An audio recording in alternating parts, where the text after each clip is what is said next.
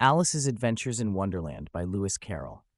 Chapter 1, Down the Rabbit Hole. Alice was beginning to get very tired of sitting by her sister on the bank and of having nothing to do once or twice.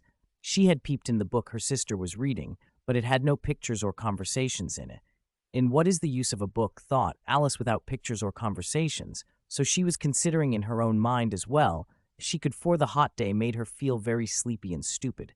Whether the pleasure of making a daisy chain would be worth the trouble of getting up and picking the daisies when suddenly a white rabbit with pink eyes ran close by her. There was nothing so very remarkable in that, nor did Alice think it so very much out of the way to heart the rabbit's a. Toit self odr ishal belate when she thought it over afterwards. It occurred to her that she ought to have wondered at this, but the time it all seemed quite natural.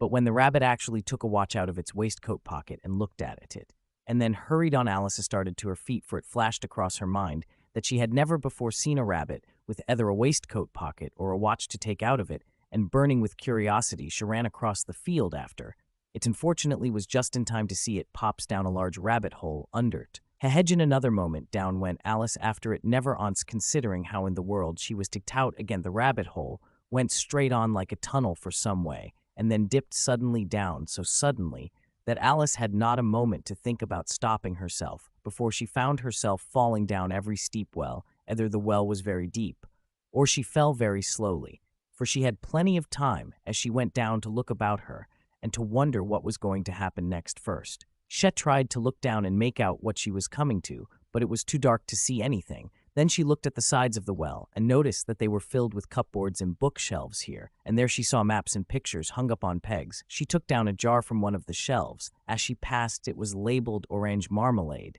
but to her great disappointment, it was empty. She had not liked to drop the jar for fear of killing somebody, so managed to put into one of the cupboards as she fell past it. Well, thought Alice to herself, after such a fall as this shall take nothing of tumbling downstairs. How brave they'll all think meet home. Why, I wouldn't say anything about it, Tevenif.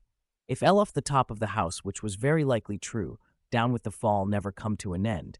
I wonder how many miles I've fallen by this time, he said aloud. I must be getting somewhere near the center of the earth. Let me see, that would be 4,000 miles down.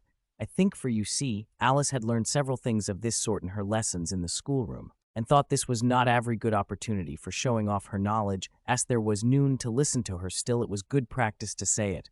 Hover, yes, that's about the right distance, but then I wonder what latitude or longitude. I've got Alice had no idea what latitude was or longitude either, but thought they were nis.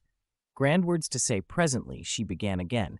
I wonder if it shall fall right through the earth, how funny it'll seem to come out among the people that walk with their heads downward, the antipathies. I think she was rather glad there was noon. Listening this time, it didn't sound at all the right word, but I shall have to ask them what the name of the country is. You know, please ma'am, is this New Zealand or Australia? And she tried to curtsy as she spoke, fancy curts. As you're falling through the air, do you think you could manage it? And what an ignorant little girl she'll think. No, it'll never do to ask. Perhaps I shall see it written up somewhere down there was nothing else to do so. Alice soon began talking again. Dina miss me very much tonight. I should think Dina was the cat. I hope they'll remember her's Osser. Of Milcattyheim, dynamite dear, I wish you were down here with me. There are nomis in the air. I'm afraid, but you might catch a bat, and there's very likely a mouse, you know, but doket seat bats. I wonder. And here Alice began to get rather sleepy, and went on saying to herself in a dreamy sort of way, docket seat bats, and sometimes do bat seat cats, for you see, as she couldn't answer either question. It didn't much matter which way she put it. She felt that she was dozing off, and had just begun to dream that she was walking hand in hand with Dina and saying to her very ear, Nestle, now Dinah tells me the truth. Did you ever eat a bat? When suddenly thump down, she came upon a heap of sticks and dry leaves, and the fall was over. Alice was not a bit hurt, and she jumped up onto her feet. In a moment she looked up, but it was all dark overhead. Before her was another long passage, and the white rabbit was still in sight, hurrying down. There was not a moment to be lost away. Went Alice like the wind, and was just in time to hear its as it turned a corner. Oh, my ears and whiskers show late. It's getting. She was close behind it when she turned the corner, but the bet it was no longer to be seen. She found herself in a long low hall, which was lit up by a row of lamps hanging from the roof. There were doors all around the hall, but they were all locked, and when Alice had been all the way down one side and up the other, trying every door, she walked sadly down the middle, wondering how she was ever to get out again. Suddenly she came upon a little three-legged table, all made of solid glass. There was nothing on it except any golden key, and Alice's first thought was that it might belong to one of the doors of the hall, but alasith the locks were. Olard, after a while, finding that nothing more happened, she decided on going into the garden at once. But alas for poor Alice, when she got to the door, she found she had forgotten the little golden key. And when she went back to the table for it, she found she could not possibly reach it. He could see it quite plainly through the glass, and she tried her best to climb upon of the legs of the table, but it was too slippery, and when she had tired herself out with trying, the poor little thing sat down and cried, "Come there. There's now some crying," like it said Alice to herself. "Rather sharply I advise you to leave off this minute." She generally gave herself very good advice, though she very seldom followed it, and sometimes she scolded herself so severely as to bring tears into her eyes, and once she remembered trying to box Here O'Nears for having cheated herself in a game of croquet she was playing against herself, for this curious child was very fond of pretending to be two people. But it's now thought poor Alice to pretend to be two people, because there's hardly enough of me left to make one respectable person soon. Here I fell on a little glass box that was lying under the table. She opened it, and found in it a very small cake on which the words "Eat me" were beautifully marked in currants. "Well, I'll eat it," said Alice, "and if it makes me grow larger, I can reach the key, and if it makes me grow smaller, I can creep under the door, so either way, I'll get into the garden, and I don't care which happens." Sheedy little bit, and said anxiously to herself which way, holding her hand on the top of her head to feel which way it was growing. And she was quite surprised to find that she remained the same size, to be sure. This generally happens when one eats a cake, but Alice had got so much into the way of expecting nothing but out of the way things to happen, that it seemed quite dull and stupid for life to goon in the common ways. So she set a work and very soon finished off cake. Orthiki waist too small, but at any rate it would not open any of them. However, the second time around, she came upon a low curtain she had not noticed before, and behind it was a little door about 15 inches high. She tried the little golden key in the lock, and to her great delight it fitted. Alice opened the door, and found that it led into a small passage not much larger than Erithole. She knelt down and looked along the passage into the loveliest garden you ever saw. Who she longed to get out of that dark hall, and wander about among those beds of bright flowers and those cool fountains, but she could not even get her head through the doorway, and even if my head would got through, the poor Alice, it would be every little use without my shoulders. So, have I wish I could shut up like a telescope. I think I could if I only knew how to begin, for you sees a many out of the way things had happened lately, that Alice had begun to think that very few things indeed were really impossible. There seemed to be Nausen waiting by the little doors. Oh, she went back to the table half, hoping she might find another key on it, or at any rate a book of rules for shutting people up like telescopes. This times he found a little bottle on it, which certainly was not there. Before said Alice, and round the neck of the bottle was a paper label with the words, "Drink me," beautifully printed on it in large letters. It was all very well to say "drink me," but the wise little Alice was not going to do that in a hurry. "No, I'll look first," she said, "and see whether it's marked poison or not," for she had read several nice little histories about children who had got burnt and eaten up by wild beasts and other unpleasant things, all because they would not remember the simpler rules their friends had taught them, such as that hot poker will burn you if you hold it too long, and that if you cut your finger very deeply with a knife, it usually bleeds. And she had never forgotten that if you drink much from a bottle marked poison, it is almost certain to disagree with you sooner or later. However, this bottle was not marked poison. So Alice ventured to taste it, and finding it very nice. It had in fact a sort of mixed flavor of cherry tart, custard, pineapple, roast turkey, toffee, and hot buttered to us. Chevry soon finished it off. What a curious feeling, said Alice. I must be shutting up like a telescope. And so it was indeed. She was now only 10 inches high, and her face brightened up the thought that she was now the right size for going through the little door into that lovely garden first. However, she waited for a few minutes to see if she was going to shrink any further. She felt a little nervous about this, for it might end, said Alice to herself, in my going out altogether like a candle. I wonder what it should be like then. And she tried to fancy with the flame of a candle is like after the candle is blown out, for she could not remember ever having seen such a thing. Chapter 2. The Pool of Tears. Curiouser and curiouser, cried Alice. She was so much surprised that for the moment she quite forgot how to speak good English. Now I'm opening out like the largest telescope that ever was good by feet, for when she looked down at their feet, they seemed to be almost out of sight. They were getting so off. Oh, my poor little feet. I wonder who will put on your shoes and stockings for you. Now, dears, I'm sure It should be a great deal to off to trouble myself about. You must manage the best way you can, but I must be kind to them, thought Alice, or maybe they won't walk the way I want to. Let me see. I'll give them a new pair of boots every Christmas. And she went in planning to herself how she would manage it. They must go by the carriers, he thought, and how funny it'll seem sending presents to one's own feet. And how odd the directions will look. Alice's right foot, Esquire Hart through the fender. With Alice's love, oh dear, what nonsense. I'm talking. Just then her head struck against the roof of the hall. In fact, she was now more than 9 feet high, and she took up the little golden key and hurried off to the garden door. Poor Alice.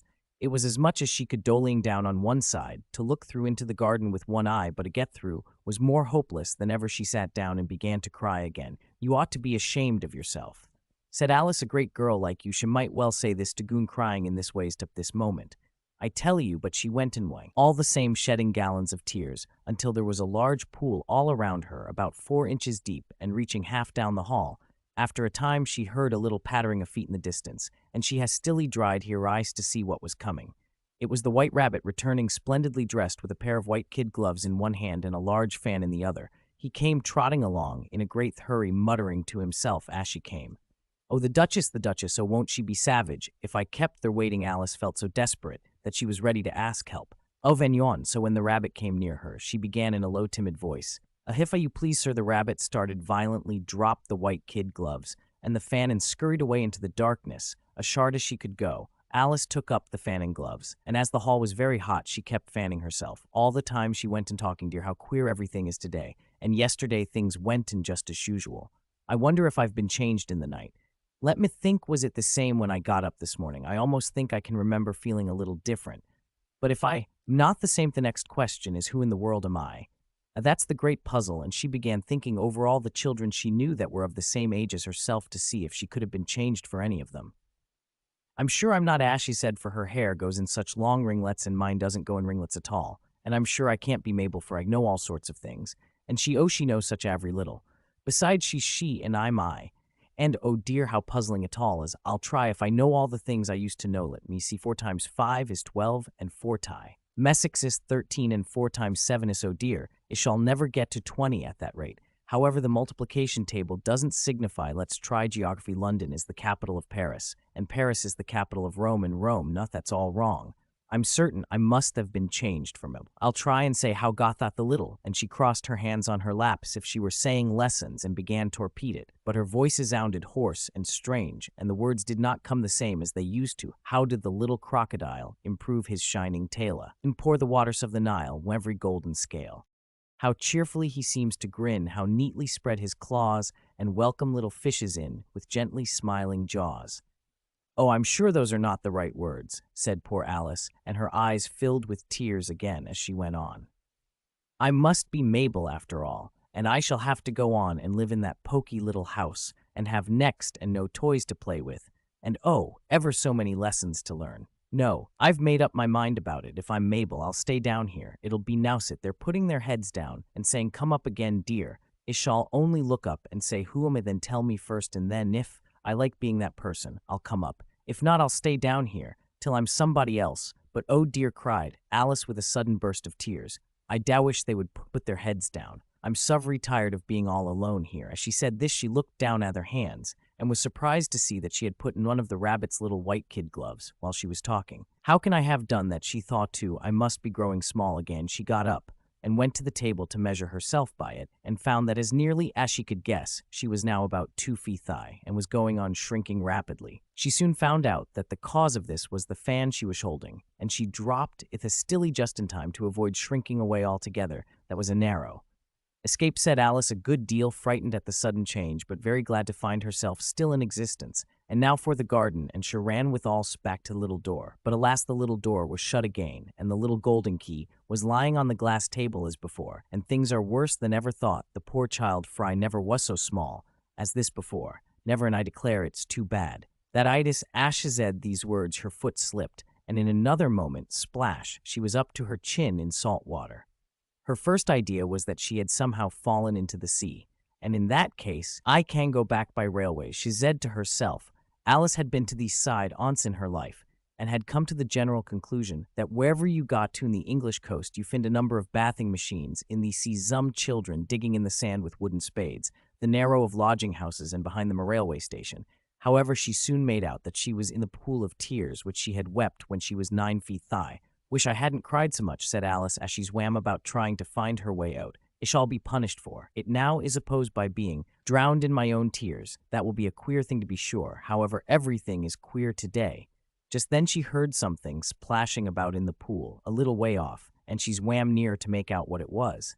At first, she thought it must be a walrus or a hippopotamus, but then she remembered how small she was now, and she soon made out that it was only a mouse that had slipped in like herself. Would it be of any use now, thought Alice, to speak to this mouse? Everything is so out of the way down here that I should think very likely it can talk at any rate. There's no harm in trying. So, Shibegano, mouse, do you know the way out of this pool? I'm very tired of swimming about here. Oh, mouse, Alice thought this must be the right way of speaking to a mouse. She had never done such a thing before, but she remembered having seen in her brother's Latin grammar a mass of a mouse to a mouse. A mouse, a mouse. The mouse looked rather inquisitively and seemed to her to wink with one of its little eyes.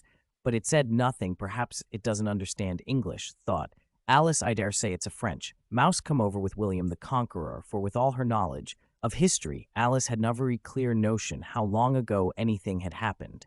So she began again, which was the first sentence in her French lesson book. The mouse gave a sudden leap out of the water and seemed to quiver all over with fright.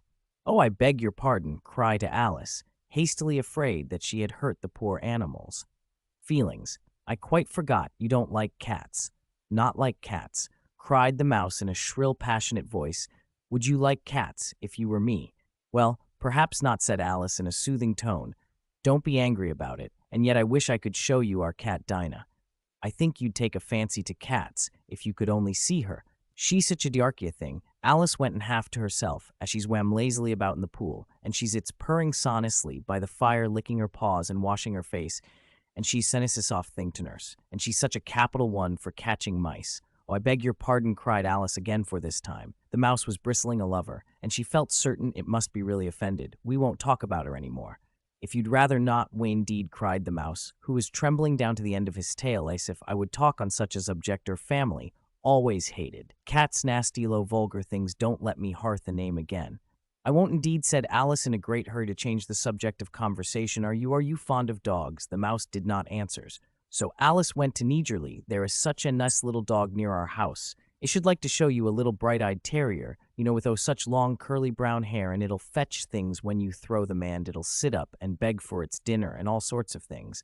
I can't remember half of them, and it belongs to a farmer, and he says it's souseful. It's worth £100. She says it kills all the rats." "And oh dear," cried Alice in a sorrowful tone.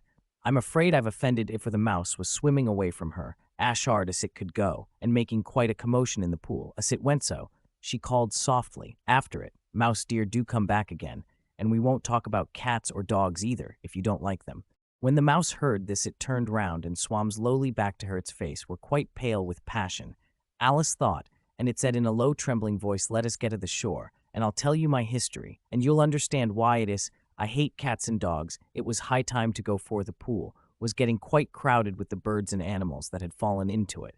There were a duck and a dodo, a lory and an eagle, and several other curious creatures. Alice led the way, and the whole party swam to the shore.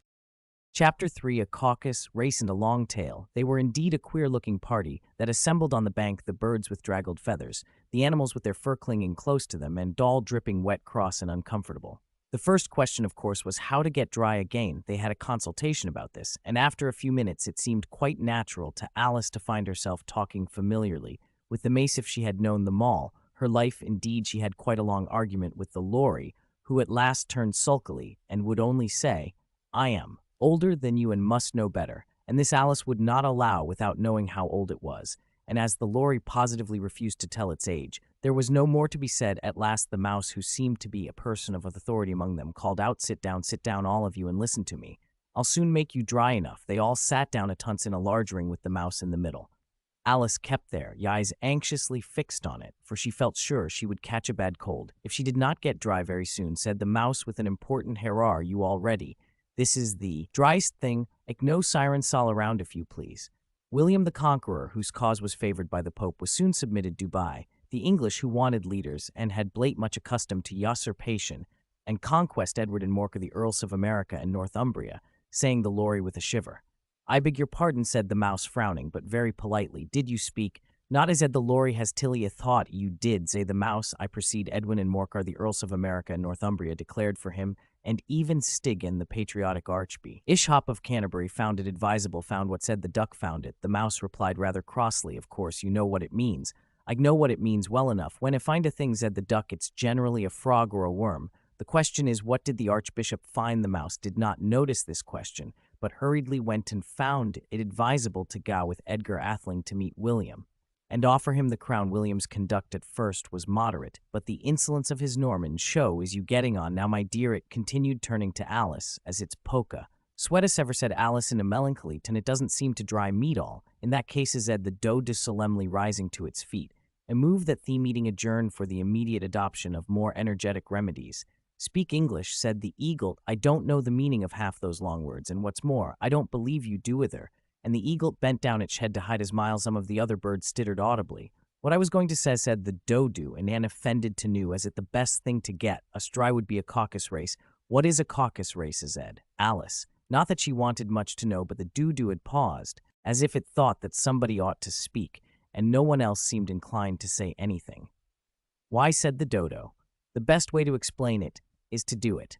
And as you might like to try the thing yourself, some winter day, I will tell you how the Dodo managed it. First, it marked out a race course in a sort of circle. The exact shape doesn't matter," it said. "And then all the party were placed along the course here, and there was noon, 2, 3 in a way.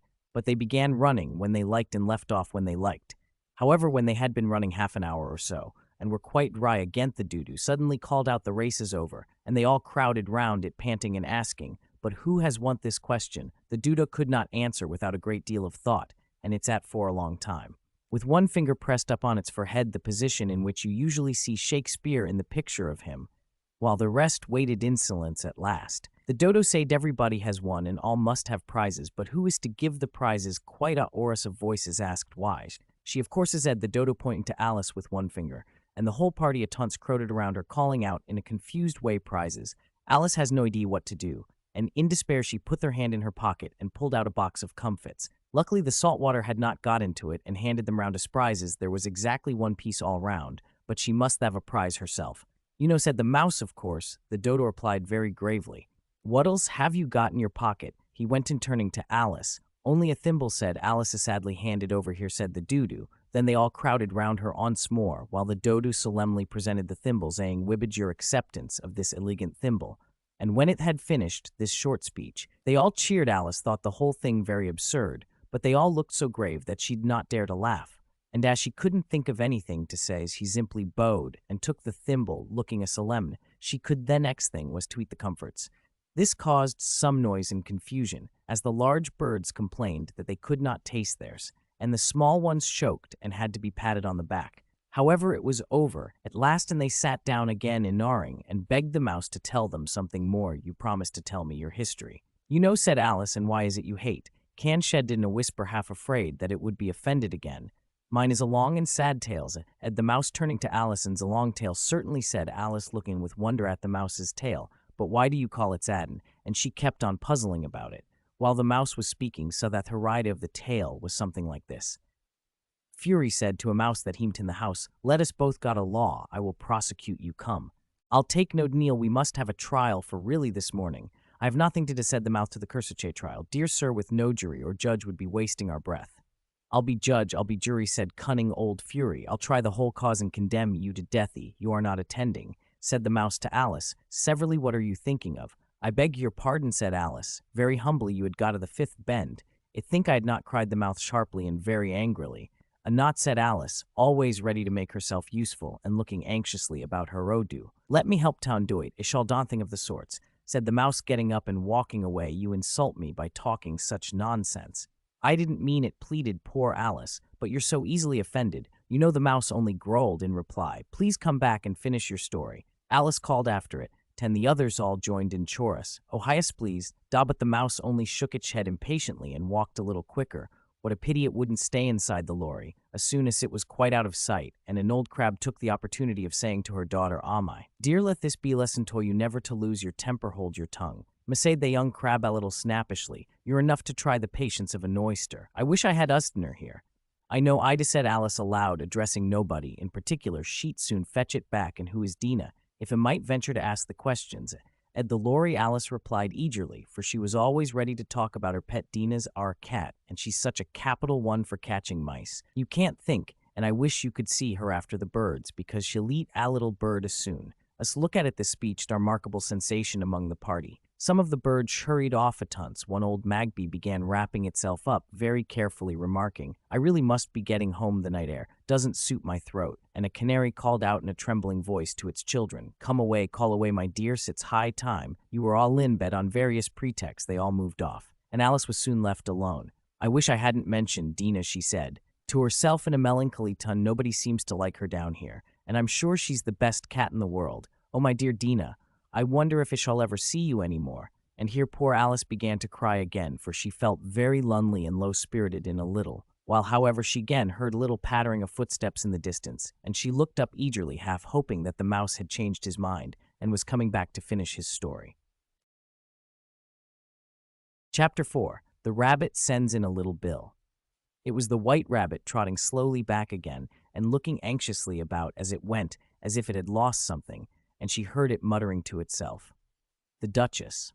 The Duchess, oh my dear paws, oh my fur and whiskers. She'll get me executed, as sure as ferrets or ferrets. Where can I have dropped them?"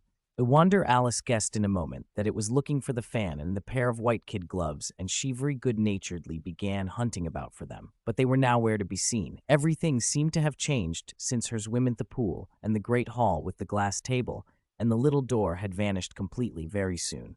The rabbit noticed Alice as she went thunting about, and called out to her in an angry tone, "Why, Mary anew, what are you doing out here? Run home this moment and fetch me pair of gloves and a fan quick." Now, and Alice was so much frightened that Sharon off in the direction it pointed to, without trying to explain the mistake it had made, he took me for his housemate. She said to herself, "As Sharon, how surprised he'll be when he finds out who I am. But I'd better take him his fan and the gloves, that is if I can find them." As he said this, she came upon a neat little house, on the door of which was a bright brass plate with the name Rabbit engraved upon. He went in without knocking and hurried upstairs, in great fear lest she should meet the real Marianne and be turned out of the house before she had found the fan and gloves. How queer it seems, Alice said to herself, to be going messages for Rabbit. I suppose Dina will be sending me on messages next, and she began fancying the sort of thing that would happen. "Miss Alice comes here directly, and get ready for your walk coming in a minute, nurse. But I've got to see that the mouse doesn't get out." Only I don't think, Alice went on, that they'd let Dina stop in the house if it began ordering people about like that. By this time she'd found her way into a tiddy little room with a table in the window, and on it, as she had hoped, a fan and 2 or 3 pairs of white kid gloves.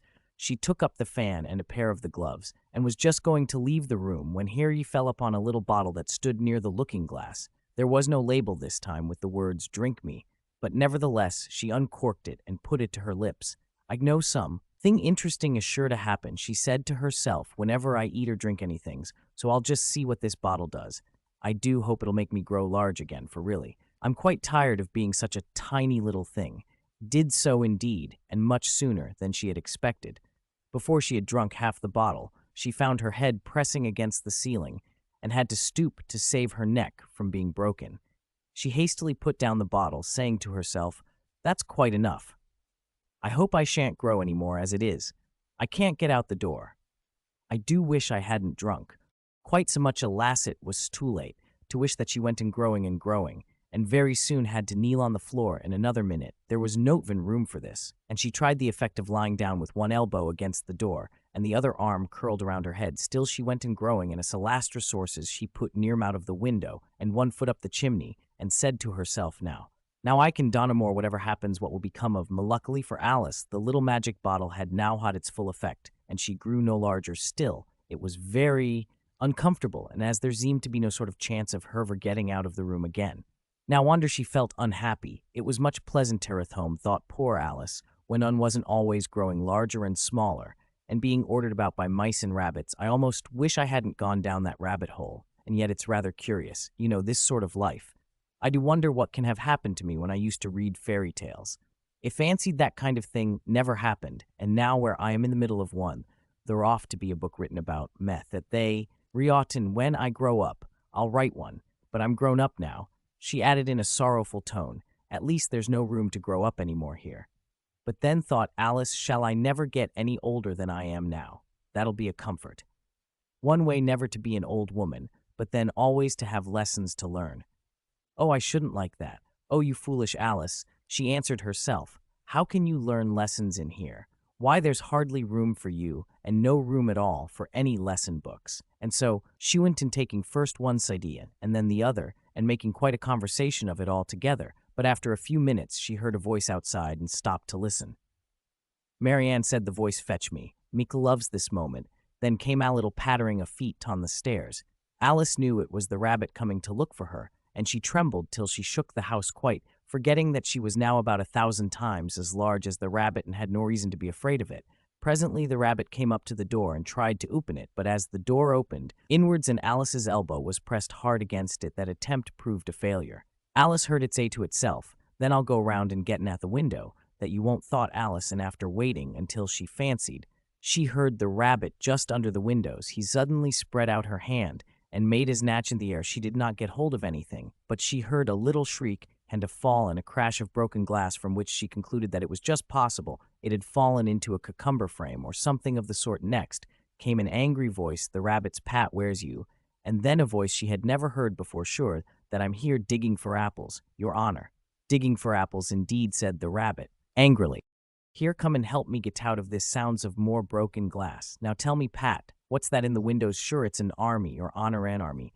You goose, whoever saw one that size? Why, it fills the whole windows. Oh, it does, your honor, but it's an arm for all that. Well, it's got no business there. At any rate, go and take it away. There was a long silence after this, and Alice could only hear whispers now. And then such a sure, I don't like it, your honor, at all, do as I tell you, coward, and at last she spread her hand again and made another snatch in the air. This time there were 2 little shrieks and more sounds of broken glass. What a number of cucumber frames there must be, thought Alice. I wonder what they'll do next. As for pulling me out of the window, I only wish they could. I'm sure I don't want to stay in here any longer. She waited for some time without hearing anything more. At last came a rumbling of little cartwheels and the sound of a good many voices all talking together. She made out the words, where's the other ladder? Why hadn't to bring but one? Bill's got the other bill. I did here, lad, here. Put them up this corner, not I'm together first. They don't reach half height enough yet. Now they'll dow well, no, don't be particular here. Bill, catch hold this rope, will the roof bear? Mind that loose slate. Oh, it's coming down. Heads below, a loud crash. Now who did? That it was Bill. I fancy who's to go down the chimney. Nay, I shan't you do it, that I won't. Then Bill's to go down ear, Bill. The master says you're to go down the chimney. Oh, so Bill's got to come down the chimney. Has he, said Alice to herself. Shy, they seem to put everything upon Bill. I wouldn't be in Bill's place for a good deal. This fireplace is narrow, to be sure, but I think I can kick a little. She drew her foot as far down the chimney as she could, and waited till she heard that little animal. She couldn't guess of what's word it was, scratching and scrambling about in the chimney close above her, then saying to herself, this is Bill. She gave one sharp kick and waited to see what would happen next. The first thing she heard was a general chorus of, oh, there goes Bill. Then the rabbit's voice along catches him, you by the hedge, then silence.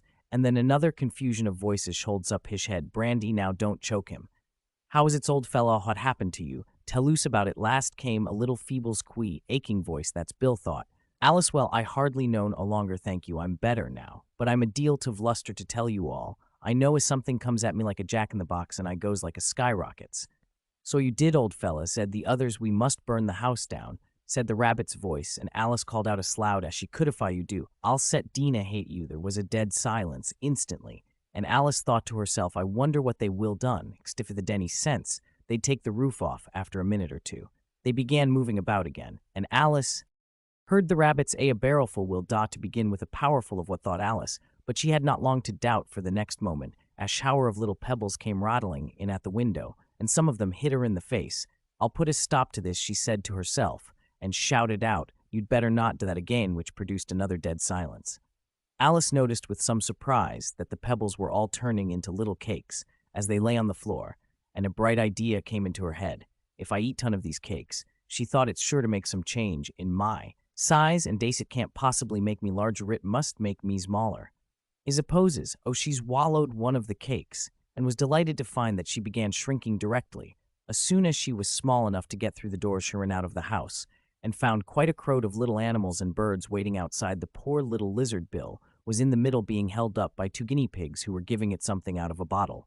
They all made a rush at Alice the moment she appeared, but sure enough as hard as she could, and soon found herself safe in a thick wood. "Thef arst thing I've got to do," said Alice to herself as she wandered about in the wood, "is to grow to my right size again. And the second thing is to fin my way into that lovely garden. I think that will be the best plan." It sounded an excellent plan, no doubt, and very neatly and simply arranged. The only difficulty was that she had not the smallest idea how to set about it, and while she was peering about anxiously among the trees, a little sharp bark just overhead made her look up in a great hurry. An enormous puppy was looking down at her with large round eyes and feebly stretching out a paw, trying to touch her poor little things, at Alice in a coaxing tone, and she tried hard to whistle to it. But she was terribly frightened all the time at the thought that it might be hungry, in which case it would be very likely to eat her. But in spite of all her coaxing, hardly knowing what she did, she picked up a little bit of stick and held it out to the puppy, whereupon the puppy jumped into the air off all its feet at once with a yelp of delight, and rushed at the stick, and made believe to worry it. Then Alice dodged behind a great thistle to keep herself from being run over, and the moment she appeared on the other side, the puppy made another rush at the stick and tumbled head over heels in its hurry to get hold of it. Then Alice, thinking it was very like having a game of play with a cart horse, and expecting every moment to be trampled under its feet, ran round the thistle again. Then the puppy began a series of short charges at the stick, running every little ways forward each time and a long way back, and barking hoarsely all the while, till at last it sat down a good way off, panting, with its tongue hanging out of its mouth and its great eyes half shut. This seemed to Alice a good opportunity for making her escape, so she set off at once and ran till she was quite tired and out of breath, until the puppy's bark sounded quite faint in the distance. "And yet, what a dear little puppy it was," said Alice, as she leant against a buttercup to rest herself and fanned herself with one of the leaves. "I should have liked teaching it tricks very much, if I'd only been the right size to do it.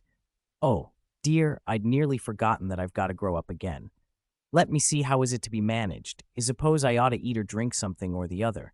But the great question is what the great question certainly was. What Alice looked all around her at the flowers and the blades of grass, but she did not see anything that looked like the right thing to eat or drink under the circumstances. There was a large mushroom growing near her about the same height as herself, and when she had looked under it and on both sides of it, and behind it, occurred to her that she might as well look and see what was on the top of it. She stretched herself up on tiptoe and peeped over the edge of the mushroom, and here her eyes immediately met those of a large caterpillar that was sitting on the top with its arms folded, quietly smoking a long hookah, and taking not the smallest notice of her or anything else.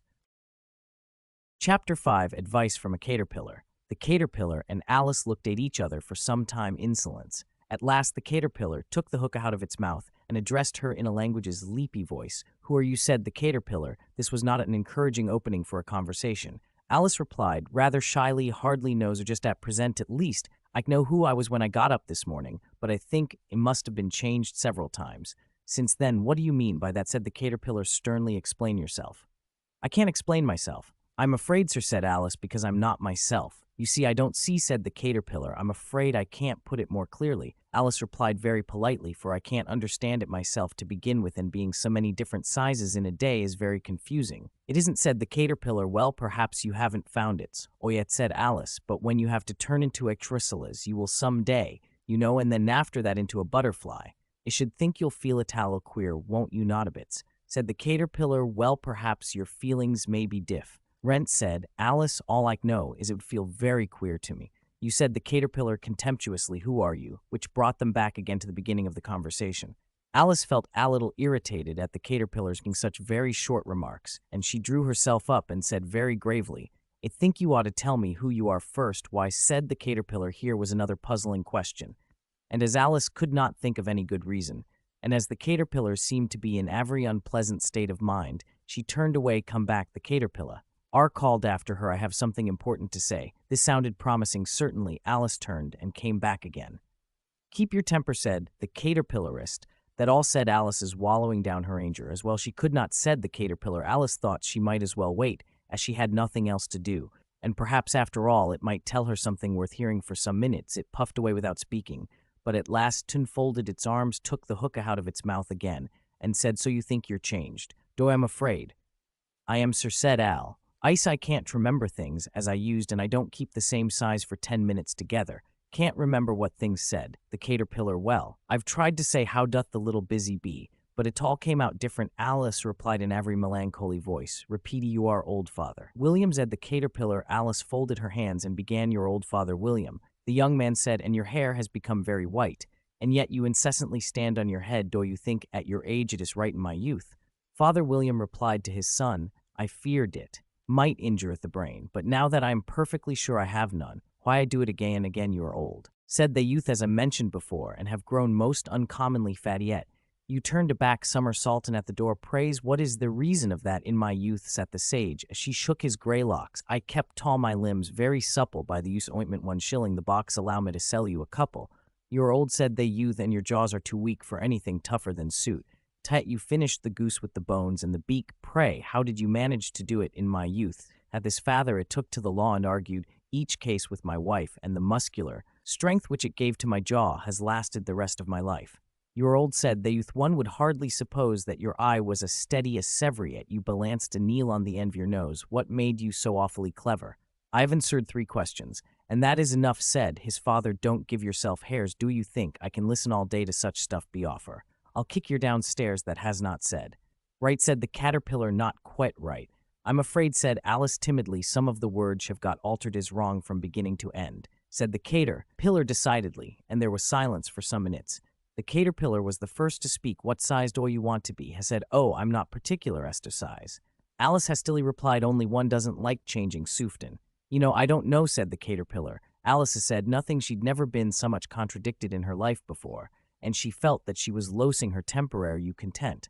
"Now," said the caterpillar. "Well, I should like to be a little larger." "Seraphy, you wouldn't mind," said Alice. 3 inches. "'Tis such a wretched height to be. It is every good height indeed," said the caterpillar angrily, rearing itself upright as its poke. "It was exactly 3 inches high, but I'm not used to it," pleaded poor Alice in a piteous tone, and she thought of herself, "I wish the creatures wouldn't be so easily offended." "You'll get used to it in time," said the caterpillar, and it put the hookah into its mouth and began smoking again this time. Alice waited patiently until it chose to speak again in a minute or 2. The caterpillar took the hookah out of its mouth and yawned once or twice and shook itself. Then it got down off the mushroom and crawled away in the grass, merely remarking as it went, "An side will make you grow taller, and the other side will make you grow shorter." "One side of what? The other side of what?" thought Alice to herself. "Of the mushrooms," said the caterpillar, just as if she had asked it aloud, and in another moment it was out of sight. Alice remained looking thoughtfully at the mushroom for a minute, trying to make out which were the 2 sides of it. And as it was perfectly round, she found this a very difficult question. However, at last she stretched her arms around it as far as they would go and broke off a bit of the edge with each hand. "And now which is which?" she said to herself, and nibbled a little of the right hand bit to try the effect. The next moment she felt a violent blow underneath her chin. It had struck her foot. She was a good deal frightened by this very sudden change, but she felt that there was no time to be lost, and she was shrinking rapidly. So she set a work at once to eat some of the other. Bither chin was pressed so closely against their foot that there was hardly room to open her mouth, but she did it last and managed to swallow of the left hand bit come hands free. At last, said Alice in a tone of delight, which changed into alarm in another moment, when she found that her shoulders were nowhere to be found.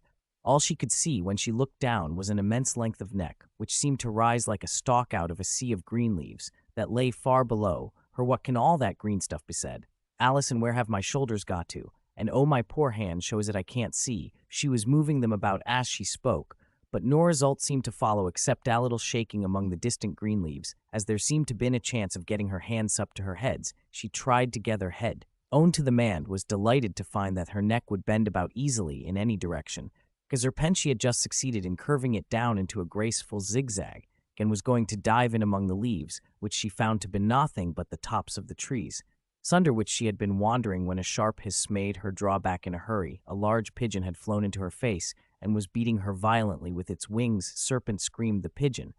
"I'm not a serpent," said Alice indignantly let me alone, serpenteze again, repeated the pigeon, but in a more subbed tone, and added with a kind of saw, I've tried every way, and nothing seems to suit them. I haven't the least idea what you're talking about, said Alice. I've tried the roots of trees, and I've tried banks, and I've tried hedges. The pigeon went on without attending to her, but those are serpents, there's no pleasing them. Alice was more and more puzzled, but she thought there was no in saying anything more till the pigeon had finished. As if it wasn't trouble enough hatching the egg, said the pigeon, but I must be on the lookout for serpents. Night and day, why I haven't had a wink of sleep these 3 weeks. I'm very sorry. You've been annoyed, said Alice, who was beginning to see its meaning, and just as I had taken the highest tree in the wood, continued the pigeon, raising its voice to a shriek. And just as I was thinking I would be free of them at last, they must needs come wriggling down from the sky. Oh, serpent, but I'm not a serpent. I tell you, said Alice, I'm a well, what are you, cried the pigeon. I can see you're trying to invent something. I'm a little girl, said Alice, rather doubtfully, as she remembered the number of changes she had gone through that day. A likely story indeed, said the pigeon in a tone of deepest contempt. I've seen a good many little girls in my time, but never one with such a neck as that, nor you're a serpentin, and there's no us to denying it. I suppose you'll be telling me next that you've never tasted an egg. I have tasted eggs, certainly, said Alice, who was a very truthful child, but little girls seed eggs quite as much as serpents.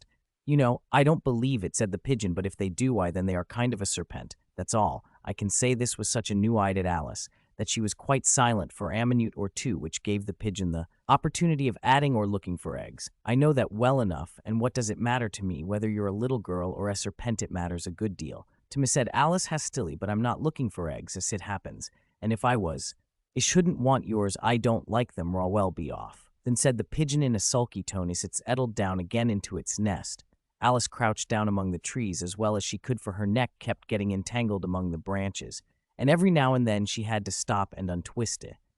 After a while she remembered that she still held the piece of mushroom in her hands, and she set to work very carefully, nibbling first at one, and then at the other, and growing sometimes taller and sometimes shorter, until she had succeeded in bringing herself down to her usual height. It was so long since she had been anything near the right size that it felt quite strange at first, but she got used to it in a few minutes and began talking to herself as usual. There's half my plan done. Now how puzzling all these changes are. I'm never sure what I'm going to be from one minute to another. However, I've got back to my right size. The next thing is to get into that beautiful garden. How is that to be done? I wonder. As she said this, she came suddenly upon an open place with a little house in it about 4 feet high. Whoever lives there, thought Alice, it'll never do to come upon them this size. Why, I should frighten them out of their wits. So she began nibbling at the right-hand bit again, and did not venture to go near the house until she had brought herself down to 9 inches high. Chapter 6. Pig Pepper. For a minute or two she stood looking at the house and wondering what to do next, when suddenly a footman in livery came running out of the woods. She considered him to be a footman because he was in livery. Otherwise, judging by his face, only she would have called him a fish, and rapped loudly at the door with his knuckles. It was opened by another footman in livery, with a round face and large eyes like a frog in both footmen. Alice noticed had powdered hair that curled all over them heads. She felt very curious to know what it was all about, and crept a little way out of the wood to listen. The fish footman began by producing from under his arm a great letter nearly as large as himself, and this he handed over to the other, saying in a solemn tone, "For the Duchess, an invitation from the Queen to play croquet." The frog footman repeated in the same solemn tone, only changing the order of the words a little. "From the Queen, an invitation for the Duchess to play croquet." They both bowed low, and their curls got entangled together. Alice laughed so much at this that she had to run back into the wood for fear of their hearing her. And she next peeped out. The fish footman was gone, and the other one was sitting on the ground near the door, staring stupidly up into the sky. Alice went timidly up to the door and knocked. "There's no sort of using knocking," said the footman, "and that fortson's first, because I'm on the same side of the door as you are; secondly, because they're making such a noise inside, none could possibly hear you." And certainly there was a most extraordinary noise going on within, constant howling and sneezing, and every now and then a great crash, as if a dish or kettle had been broken to pieces. "Cease, please," then said Alice. "How am I to get in there? There might be some sense in your knocking." The footman went on without attending to her.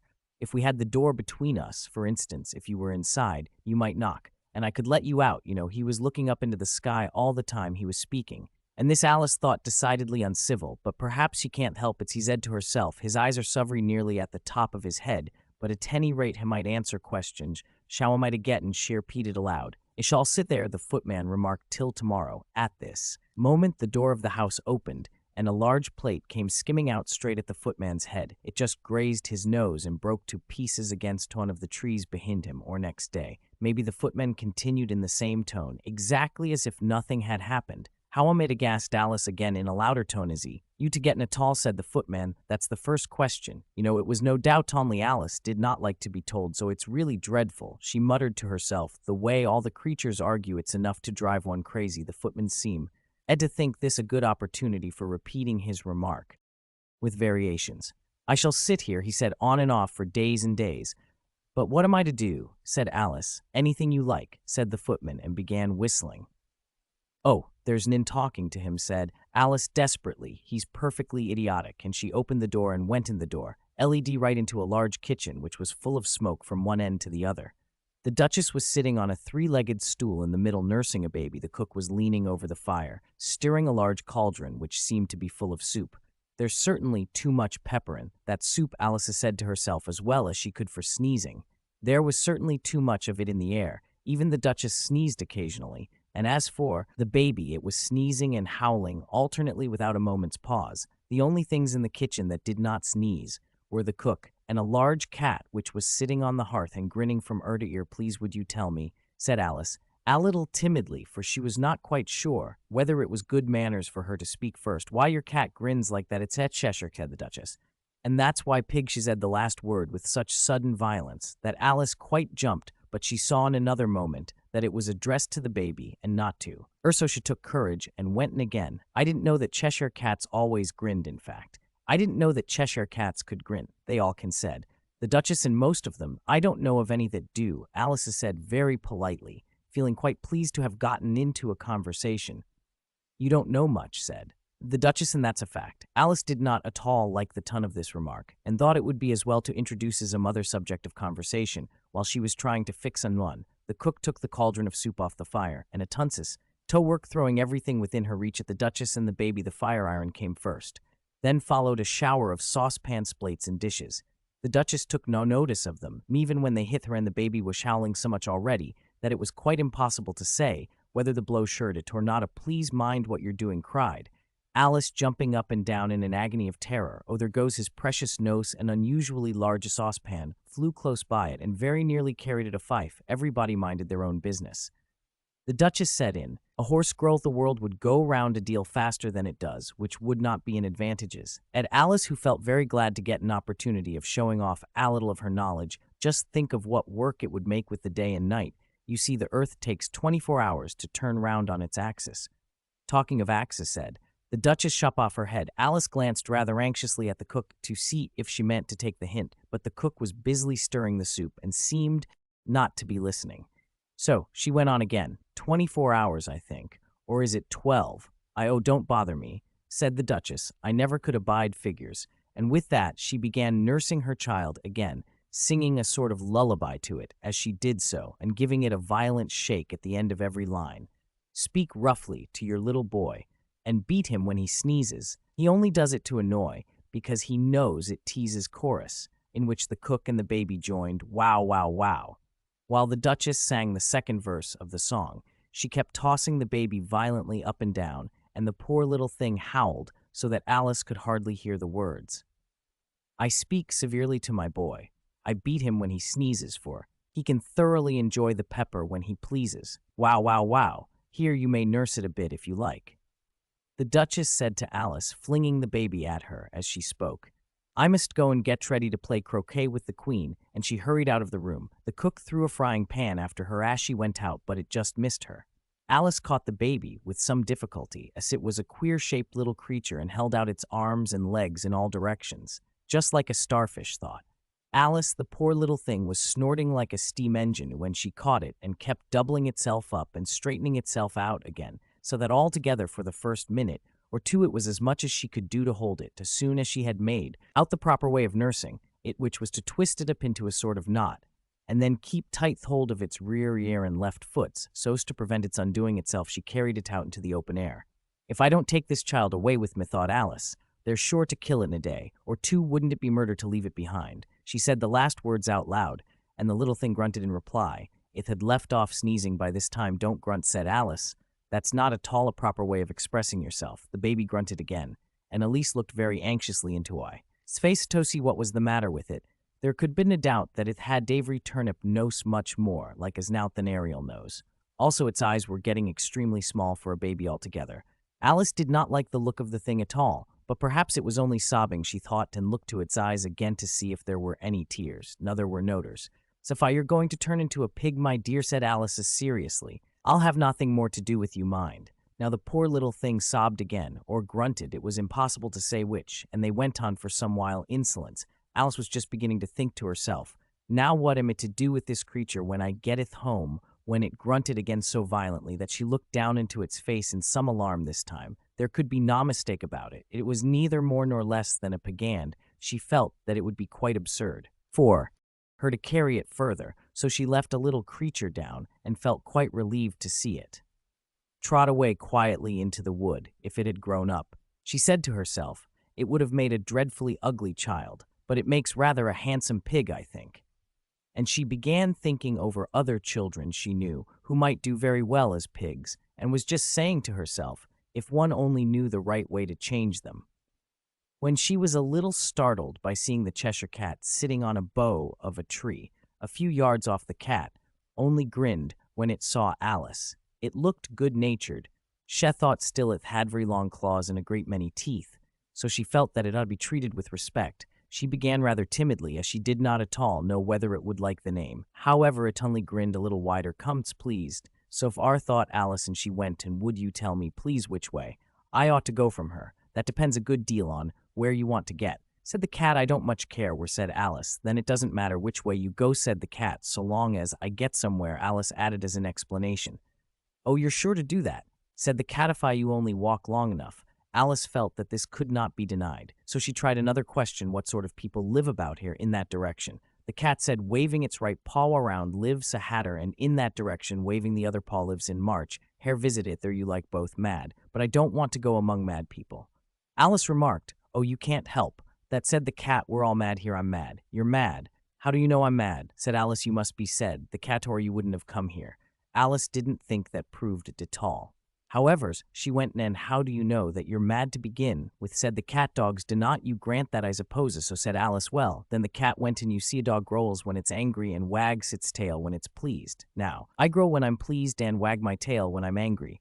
Therefore I'm mad. I call it purring, not growling, said Alice. Call it what you like, said the cat. Do you play croquet with the queen today? I should like it very much, said Alice, but I haven't been invited yet. You'll see me there, said the cat, and vanished. Alice was not much surprised at this. She was getting soused to queer things happening. While she was looking at the place where it had been, it suddenly appeared. Again, by what became of the baby, said the cat. I'd nearly forgotten to ask. It turned into a pig. Alice quietly said, just as if it had come back in a natural way. It thought it would say the cat, and vanished again. Alice waited a little, half expecting to see it again, but it did not appear, and after a minute or two she walked on in the direction in which the March Hare was said to live. I've seen hatters before, she said to herself. The March Hare will be much the more interesting, and perhaps, as this is May, it won't be raving mad, at least not so mad as it wasn't March. As she said this, she looked up, and there was the cat again, sitting on a branch of a tree. Did you say pig or fig? Said the cat. I said pig, replied Alice, and I wish you wouldn't keep appearing and vanishing. So suddenly you make one quite giddy. All right, said the cat, and this time it vanished quite slowly, beginning with the end of the tail and ending with the grin, which remained some time after the rest of it had gone. Well, I've often seen a cat without a grin, thought Alice, but a grin without a cat. It's the most curious thing I ever saw in my life. She had not gone much farther before she came in sight of the house of the March Hares. She thought it must be the right house, because the chimneys were shaped like ears, and the roof was that shed with furet was so large a house that she'd not like to gone ere, or till she had nibbled some more of the left-handed bit of mushroom and raised herself to about 2 feet high event. Then she walked up towards it, rather timidly, saying to herself, suppose it should be raving mad after all. Most wish I'd gone to see the Hatter instead. Chapter 7. A Mad Tea Party. There was a table set out under a tree in front of the house, and the March Hare and the Hatter were having tea. A teated dormouse was sitting between them fast asleep, and the other two were using it as a cushion, resting their elbows on it. and talking over its head, very uncomfortable for the Dormouse, thought Alice only as it's asleep.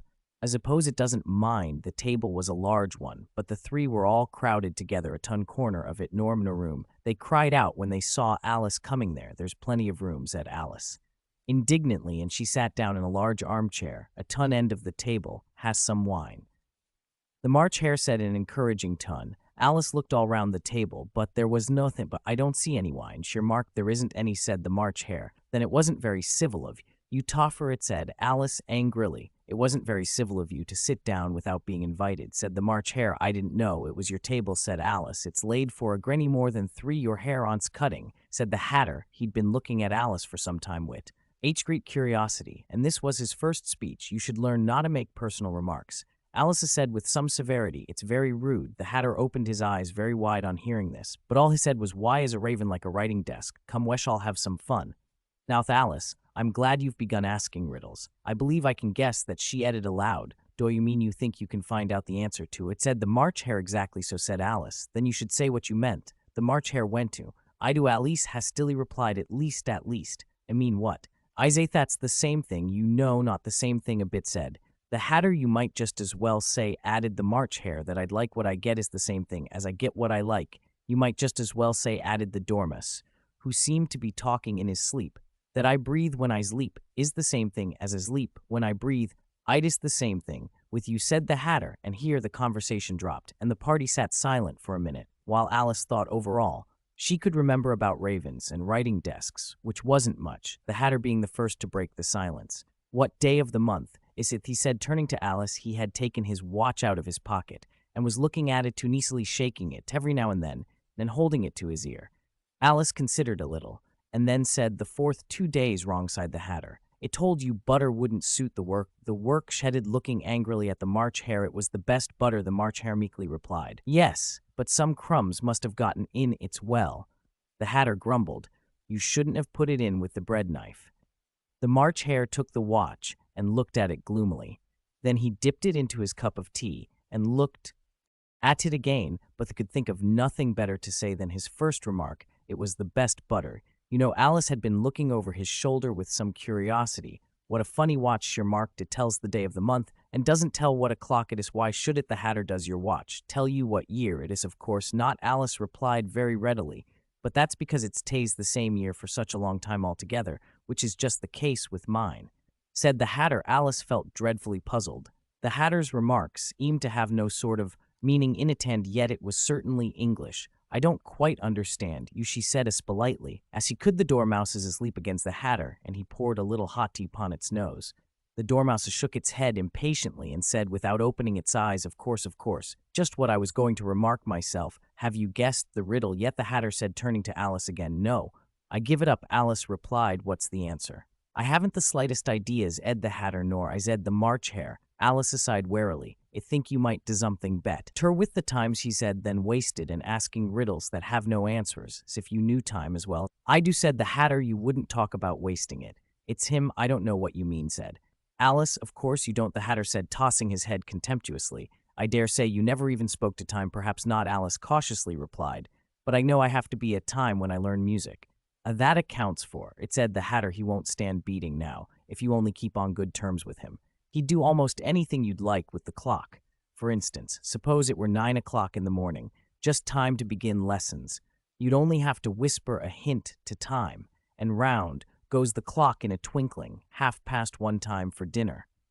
I only wish it was the March Hare, said to itself in a whisper. That would be grand. Certainly, said Alice thoughtfully. But then I shouldn't be hungry for it. You know, not at first. Perhaps, said the Hatter. Beauty, you could keep it to 1:30 as long as you liked. Is that the way you manage? Alice asked. The Hatter shook his head mournfully. Not. I hear plied. We quarreled last March, just before he went made, you know, pointing with his teaspoon of the March Hare. It was at the great concert given by the Queen of Hearts, and I had to sing Twinkle, Twinkle, Little Bath. Oh, I wonder what you're at. You know the song. Perhaps I've heard something like it, said Alice. It goes. You know, the Hatter continued in this way, up above the world. You fly like a tea tree in the sky. Twinkle, twinkle here. The Dormouse shook itself and began singing in its sleep. Twinkle, twinkle, and went on so long they had to pinch it to make its top well. I'd hardly finished the first verses said, the Hatter when the Queen jumped up and bawled out, "He's murdering the time off with his head. How dreadfully savage!" Exclaimed Alice, and ever since that the Hatter went in a mournful tone, he won't do a thing. I ask, it's always 6 o'clock. No, a bright idea came into Alice's head, is that there asn't so many tea things are put out there. She asked, yes, that's it, said the Hatter with the say, it's always tea time and we've no time to wash things between whilst then you keep moving around. I suppose said Alice, exactly so, said the Hatter, as the things get used up, but what happens when you come to the beginning again? Alice ventured to ask, suppose we change the subject. The March Hare interrupted, yawning, I'm getting tired of this. I vote the young lady tell Seuss a story. I'm afraid I don't know one, said Alice, were they're alarmed at the proposal. Then the Dormices all they both cried, wake up, Dormouse, and they pinched it in both sides at taunts. The Dormice lowly opened its eyes. I wasn't asleep, has said in a hoarse, feeble voice. I heard all word you fellows were saying. Tell us a story, said the March Hare. Is please do, pleaded Alice, and be quick about it, added the Hatter, or you'll be asleep again, before it's done. Once upon a time, there were 3 little sisters. The Dormouse began in a great hurry, and their names were Elise, Lacey, and Tilly, and they lived at the bottom of a, well, what did live on, said Alice, who always took a great interest in questions of eating and drinking. They lived on treacle, said the Dormouse, after thinking a minute or two. They couldn't have done that. You know, Alice gently remarked, they'd have been ill. So they were, said the Dormouse, very ill. Alice tried to fancy to herself what such an extraordinary way of living would be like, but it puzzled her too much, so she went on, but why did they live at the bottom of a well? Take some more teeth. The March Hare said to Alice very earnestly, I've had nothing yet. Alice replied in an offended tone, so, I can't take more, you meanie. You can't take less, said the Hatter. It's very easy to take more than nothing. Nobody ask your opinion, said Alice, who's making personal remarks. No, the Hatter asked triumphantly. Alice did not quite know what to say to this, so she helped herself to some tea, bread and butter, and then turned to the Dormouse and repeated her question, why did they live at the bottom of a well? The Dormouse again took a minute or two to think about it, and then said it was a trickle. Well, there's no such thing. Alice was beginning very angrily, but the Hatter and the March Hare went, and the Dormouse sulkily remarked, if you can't be civil, you'd better finish the story for yourself. No, please go on, Alice said very humbly. I won't interrupt again. I dare say there may be one indeed, said the Dormouse indignantly. However, he consented to go on, and so these 3 little sisters, they were learning to draw. You know, what did they draw? Said Alice, quite forgetting her promise. Treacle, said the Dormouse, without considering at all. This time, I want a clean cup, interrupted the Hatter. Let's all move one place on. He moved on as she spoke, and the Dormouse followed him. The March Hare moved into the Dormouse's place, and Alice rather unwillingly took the place of the March Hare. The Hatter was the only one who got any advantage from the change, and Alice was a deal worse off than before, as the March Hare had just upset the milk jug into his plate. Alice did not wish to offend the Dormouse again, so she began very cautiously, but I don't understand, where did they draw the treacle from? You can draw water out of a well, said the Hatter, so I should think you could draw treacle out of a trickle. Well, hey, stupid, but they were in the well. Alice is said to the Dormouse, not choosing to notice the last remark, of course. They were, said the Dormouse. Well, in this answers so confused poor Alice that she let the Dormouse goon for some time without interrupting it. They were learning to draw. The Dormouse went on yawning and rubbing its eyes, for it was getting very sleepy, and then drew all manner of things, everything that begins with them. Why, with said Alice, why not, said the March Hare. Alice was silent. The Dormouse had closed its eyes by this time, and was going off into a dawn, and being pinched by the Hatter, it woke up again with a little shriek, and went on that begins with them, such as mouse-traps, and the moon, and memory, and muchness. You know, you say things are much of a muchness. Did you ever see such a thing as a drawing of a muchness, really? Now you ask me, said Alice, very much confused. I don't think then you shouldn't talks, said the Hatter. This piece of rudeness was more than Alice could bear. She got up in great disgust and walked off. The Dormouse fell asleep instantly, and neither of the others took the least notice of her going, though she looked back once or twice, half hoping that they would call after her. The last time she saw them, they were trying to put the Dormouse into the teep at any rate. I'll never got there. Again, said Alice, as she picked her way through the wood. It's the stupidest tea party I ever was in all my life. Just as she said this, she noticed that one of the trees had a door leading right into it. That's very curious. She thought everything's curious today. It think I may as well go in at once, and in she went once. More she found herself in the long hall, and close to the little glass table. Now I'll manage better this time, she said herself, and began by taking the little golden key and unlocking the door that led into the garden. Then she went to work, nibbling at the mushroom. She'd kept a piece of it in her pocket till she was about a foot high. Then she walked down the little passage, and then she found herself at last in the beautiful garden among the bright flower beds and the cool fountains. Chapter 8. The Queen's Croquet-Ground. A large rose tree stood near the entrance of the garden. The roses growing on it were white, but there were 3 gardeners at it, busily painting them red. Alice thought this a very curious thing, and she went near to watch them. And just as she came up to them, she heard one of them say, "Look out, now 5, don't go splash and paint over me like that. I couldn't help it," said 5 in a silky tone. 7 jogged my elbow on, which 7 looked up and said, "That's right. 5 always lay the blame on others. You'd better not talk," said 5. "I heard the Queen say only yesterday, you deserve to be beheaded." "What for?" said the one who had spoken up first. "That's none of your business." 2 said, "7, yes, Itish's business," said 5, "and I'll tell him it was for bringing the cooked tulip roots instead of onions." 7 flung down his brush and had just begun. "Well, all of the unjust things," when as I chanced to fall upon Alice as she stood watching them, and he checked himself suddenly. The others looked round also, and all of them bowed low. "Would you tell me," said a little timidly, "why you are painting those roses?" 5 and 7 said nothing, but looked at 2 began in a low voice. "Roy, the fact is, you see, miss, this here ought to have been our rose tree, and we put in a white one by mistake, and if the Queen was to find out, we should all have our heads cut off. You know, so you see, miss, we're doing our best before she comes to at this moment." 5, who had been anxiously looking around the garden, called out, "Queen, the Queen," and the 3 gardeners instantly threw themselves flat upon their face. There is a sound of many footsteps, and Alice looked round eager to see the Queen. First came 10 soldiers carrying clubs. These were all shaped like the 3 gardeners, oblong and flat, with their hands and feet at the corners. Next, the 10 courtiers. These were ornamented a lover with diamonds, and walked 2 and 2 as the soldiers died. After these came the royal children. There were 10 of them, and the little dears came jumping merrily along hand in hand in couples. They were all ornamented with hearts. Next came the guests, mostlings and queens, and among them Alice recognized the white rabbit. It was talking in a hurried, nervous manner, smiling at everything that was said, and went by without noticing her. Then followed the Knave of Hearts carrying the king's crown on a crimson velvet cushion, and last of all this grand procession came the King and Queen of Hearts. Alice was rather doubtful whether she ought not to lie down on her face like the 3 gardeners, but she could not remember ever having heard of such a roulette processions. And besides, what would be use of a procession, thought she, if people had all to lie down upon their faces so they couldn't see it? So she stood still where she was and waited when the procession came opposite to Alice. They all stopped and looked at her, and the Queen said severely, "Who is this?" She said, "It to thee, Knave of Hearts." Hoonley bowed and smiled in reply. "Idiot," said the Queen, tossing her head impatiently and turning to Alice. She went, "And what's your name, child?" "My name is Alice, so it pleased your majesty," said Alice, very politely, but shedded to herself, "Why, they're only a pack of cards after all. You needn't be afraid of them." "And who are these?" said the Queen, pointing to 3 gardeners who were leaning round the rose tree, for you cease they were leaning on their faces, and the pattern on their backs was the same. Asked the rest of the pack, she could not tell whether they were gardeners or soldiers or courtiers or 3 of her own children. "How should I know?" said Alice, is surprised at their own courage. "It's no business of mine." The Queen turned crimson with fury, and after glaring at her for a moment like a wild beast, screamed off with her head off. "Nonsense," said Alice very loudly and decidedly, and the Queen was silent. The King laid his hand upon her arm and timidly said, "Consider, my dear, she's only a keeled."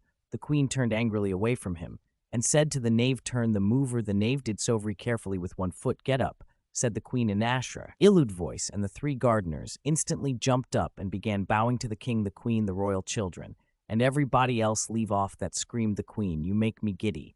And then turning to the rose tree, she went, "And what have you been doing here?" "May please your majesty," said 2 in every humble tone, going down on one knee as she spoke. "We were trying," as he said the Queen, who had meanwhile been examining the roses off with their heads, and the procession moved on, 3 of the soldiers remaining behind to execute the unfortunate gardeners, who ran to Alice for protection. "You shan't be beheaded," said Alice as she put them into a large flower pot that stood near. The 3 soldiers wandered about for a minute or 2 looking for them, and then quietly marched off. "After the others are their heads off," shouted the Queen. "Their heads are gone." "They may please your majesty," the soldiers shouted in reply. "That's right," shouted the Queen. "Can you play croquet?" The soldiers were silent and looked at Alice, as the question was evidently meant for her. "Yes," shouted Alice. "Come on," then roared the Queen, and Alice joined the procession, wondering very much what would happen next.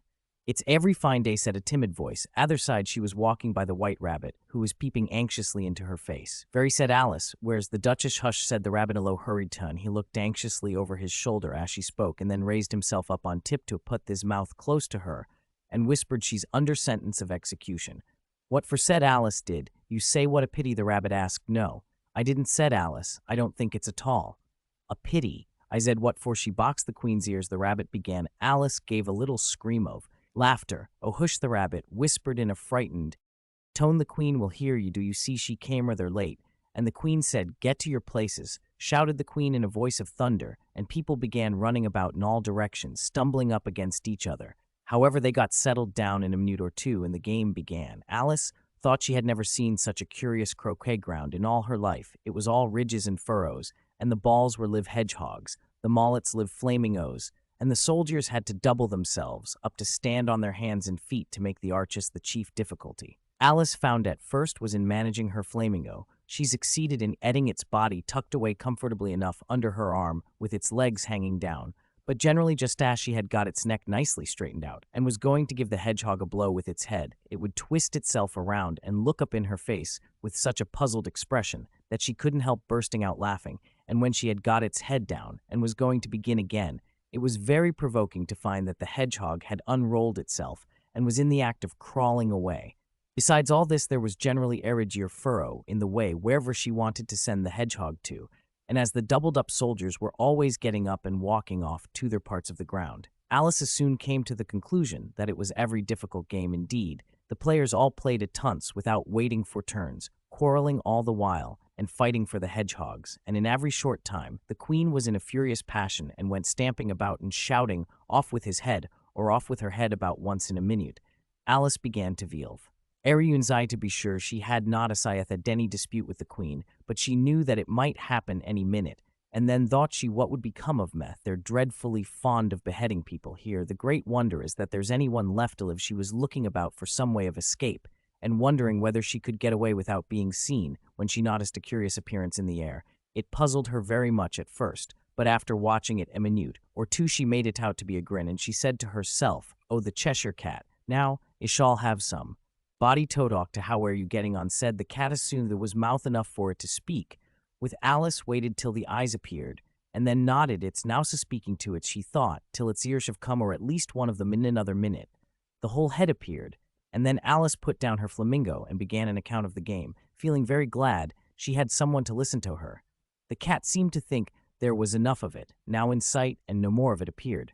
"I don't think they play it all fairly," Alice began, in a rather complaining tune, "and they all quarrel so dreadfully one can't hear oneself speak, and they don't seem to have any rules in particular, at least if the rare nobody attends to them, and you've no idea how confusing it is, all the things being alive. For instance, there's the arch I've got to go through next, walking about at the other end of the ground, and it should have croqueted the Queen's hedgehog.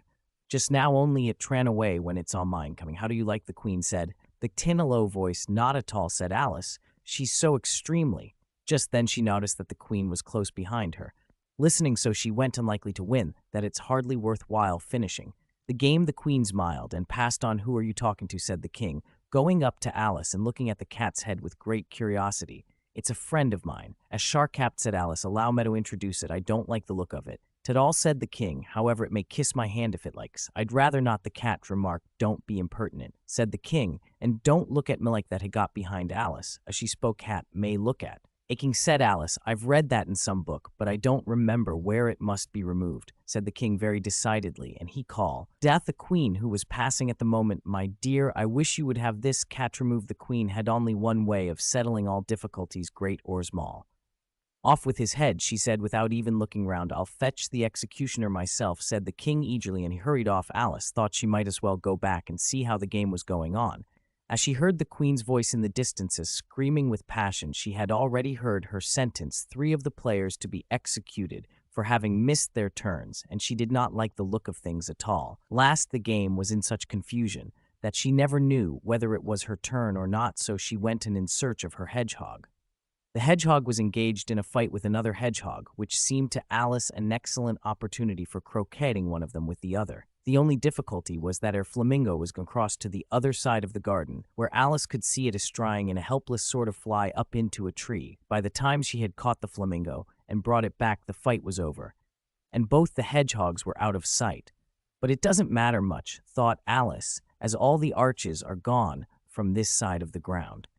So she tucked it away under her arm that it might not escape again, and went back for a little more conversation with her friend when she got back to the Cheshire Cat. She was surprised to find quite a large crowd collected round it. There was a dispute going on between the executioners, the king and the queen, who were all talking at once, while all the rest were quite silent and looked very uncomfortable. The moment Alice appeared, she was appealed to by all there to settle the question, and they repeated their arguments to her, though as they all spoke at once, she found it very hard indeed to make out exactly what they said. The executioner's argument was that you couldn't cut off a head unless there was a body to cut it off from, that he had never had to do such a thing before, and he wasn't going to begin at this time of life. The king's argument was that anything that had a head could be beheaded, and that you weren't to talk nonsense. The queen's argument was that if something wasn't done about it in less than no time, she'd have everybody executed all round. It was this last remark that had made the whole party look so grave and anxious. Alice could think of nothing else to say, but it belongs to the Duchess. You'd better ask her about it. She's in prison. The queen said to the executioner that you're here, and the executioner went off like an arrow. The cat's head began fading away the moment he was gone, and by the time he'd come back with the Duchess, it had entirely disappeared. So the king and the executioner ran wildly up and down looking for it, while the rest of the party went back to the game. Chapter 9, The Mock Turtle's Story. You can't think how glad I am to see you again. You dear old thing, Zed, the Duchess, as she tucked her arm affectionately into Alice's, and they walked off together. Alice was very glad to find her in such a pleasant temper, and thought to herself that perhaps it was only the pepper that had made her so savage when they met in the kitchen. When I'm a Duchess, she said to herself, note every hopeful ton, though, I won't have any pepper in my kitchen at all, sup does very well. Without maybe it's always pepper that makes people hot-tempered, she went on, very much pleased at having found out a new kind of rule in Vinegarth that makes them sour, and Chimomala that makes them bitter, and barley sugar, and such things that make children sweet-tempered. I only wish people knew that they wouldn't be saucing about it. You know, she had quite forgotten the Duchess by this time, and was a little startled when she heard her voice close to her. You're thinking about something, my dear, and that makes you forget a talk. I can't tell you just know what the moral of that is, but I shall remember in a bit, perhaps it hasn't one a. Lice ventured to remark, Tuchchild said, the Duchess, everything's got a moral if only you can find it, and she squeezed herself up closer to Alice's side. As she spoke, Alice did not much like keeping so close to her, first, because the Duchess was very ugly, and secondly, because she was exactly the right height to rest their chin upon Alice's shoulder, and it was an uncomfortably sharp chin. However, she'd not like to be rude, so she bore it, as well as she could, the games going on. Rather better now, she said, by way of keeping up the conversation a little. Tiso said, the Duchess and them, or aloft that is owed his love that makes the world go round. Somebody said, Alice whispered, that it's done by everybody minding their own business. Oh, well, that means much the same thing, Zed. The Duchess, digging her sharp little chin into Alice's shoulder, ashedded, and the moral of that is take care of the sense, and the sounds will take care of themselves. Show fun she's a finding morals and things. Alice thought to herself, I dare say you're wondering why I don't put my arm around your waist. The Duchess said after a pause, the reason is that I'm doubtful about the temper of your flamingo, shall it ride the experiment, might bite. Alice cautiously replied, not feeling at all anxious to have the experiment. Tried, very true, said the Duchess, flamingos and mustard both bite, and the moral of that is birds of a feather flock together, only mustard disn't a bird. Alice remarked, right as usual, said the Duchess, what a clever way you have of putting things, it's a mineral. I think, said Alice, of course it is said. The Duchess, who seemed ready to agree to everything that Alice has said. There's a large mustard mine near here, and the moral of that is the ratherest of mine, the less there is of yours, so I know, exclaimed Alice, who had not attended to this last remark. It's a vegetable. It doesn't look like one, but it is a quite agree with you, said the Duchess, and the moral of that is be what you would seem to be, or if you'd like to put it more simply, never imagine yourself not to be otherwise. Then white it might appear to others that you were or might have been was not otherwise, then what you have been would have appeared to them to be otherwise. I think I should understand that better, Alice said very politely, if I had written it down, but I can't quite follow it. As you say it, that's nothing to what I could. Saif choose, the Duchess replied in a pleased tune. Pray don't trouble yourself to say it any longer than that, said Alice. Oh, don't talk about trouble, said the Duchess. It make you appresent of everything I've said, as yet Chep sort of present thought. Alice, I'm glad they don't give birthday presents like that, but she did not venture to say it out loud. Thinking again, the Duchess asked with another dig of her sharp little chin. I have a right to think, said Alice sharply, for she was beginning to feel a little worried. Just about as much right, said the Duchess. A spig, shaft to fly, and the mo, but hair. To Alice's great surprise, the Duchess's voice died away, even in the middle of her favorite word moral, and the arm that was linked into hers began to tremble. Alice looked up, and there stood the Queen in front of them, with her arms folded, frowning like a thunderstorm. A fine day, your Majesty. The Duchess began in a low, weak voice now. I gave you fair warning, shouted the Queen, stamping on the ground as she spoke. Either you or your head must be off, and that in about half notum. Take your choice. The Duchess took her choice and was gone in a moment. Let's get on with the game, the Queen said to Alice, and Alice was too much frightened to say a word, but slowly followed her back to the Croquet-Ground. The other guests had taken advantage of the Queen's absence and were resting in the shade. However, the moment they saw where, they hurried back to the game. The Queen merely remarking that a moment's delay would cost them their lives. All the time they were playing, the Queen never left off, quarreling with the other players and shouting off with his head, or off with her head. Those whom she sentenced were taken into custody by the soldiers, who of course had to leave off being arches to do this. So at the end of a half an hour or so there were no arches left, and all the players except the King, the Queen, and Alice was in custody and under sentence of execution. Then the Queen left off quite out of breath and said to Alice, have you seen the mock turtle? No, said Alice, I don't even know what a mock turtle is. It's the thing mock turtles soupade from, said the Queen. I never saw one or heard of one, said Alice. Come on. Then said the Queen, and he shall tell you his history, as they walked off together. Alice heard the King says in a loud voice to the company generally, you are all pardoned, come. That's a good thing, she said to herself, for she had felt quite unhappy at the number of executions the Queen had ordered. They very soon came upon a griffin lying fast asleep in the sun. If you don't know what a griffin is, look at the picture up. Lazy thing, said the Queen, and take this young lady to see the mock turtle and to hear his history. I must go back and see after some executions I have ordered, and she walked off, leaving Alice alone with the griffin. Alice did not quite like the look of the creature, but on the whole, she thought it would be quite as safe to stay with it as to go after that savage Queen. So she waited. The griffin sat up and rubbed its eyes. Then it watched the Queen till she was out of sight. Then it chuckled. What fun, said the griffin, half to itself, half to Alice. What is the fun, said Alice. Why, she said the griffin. Oh, it's all her fancy that they never execute. Nobody, come on. Everybody says, come on here, thought Alice as she went slowly after it. I never was so ordered about in all my life, never. They had not gotten very far before they saw the mock turtle in the distance, sitting sad and lonely on a little ledge of rock. And as they came nearer, Alice could hear him sighing, as if his heart would break. Shepherded him deeply. What is his sorrow? Shrieked the griffin, and the griffin answered very nearly in the same words as before. It's all his fancy that he hasn't gotten her sorrow. Come on. So they went up to the mock turtle, who looked at them with large eyes full of tears, but said nothing. This here young lady, said the griffin, she wants forward to know your history, Shadu. I'll tell her, said the mock turtle in a deep hollow tone. Sit down, both of you, and don't speak a word till I've finished. So they sat down, and nobody spoke for some minutes. Alice thought to herself, I don't see how we can even finish if he doesn't begin, but she waited patiently. Once said the mock turtle last with a deep sigh. I was Ariel Turtle. These words were followed by every long silence, broken only by an occasional exclamation off from the griffin and the constant heavy sobbing of the mock turtle. Alice was very neatly getting up and saying, thank you, sir, for your interesting story, but she could not help thinking there must be more to come. So she sat still and said nothing. When we were little, the mock turtle went at last more calmly, though still sobbing a lit. Leno, and then we went to school in the seat. The master was an old title. We used to call him Taurus. Why did you call him Toys if he wasn't one?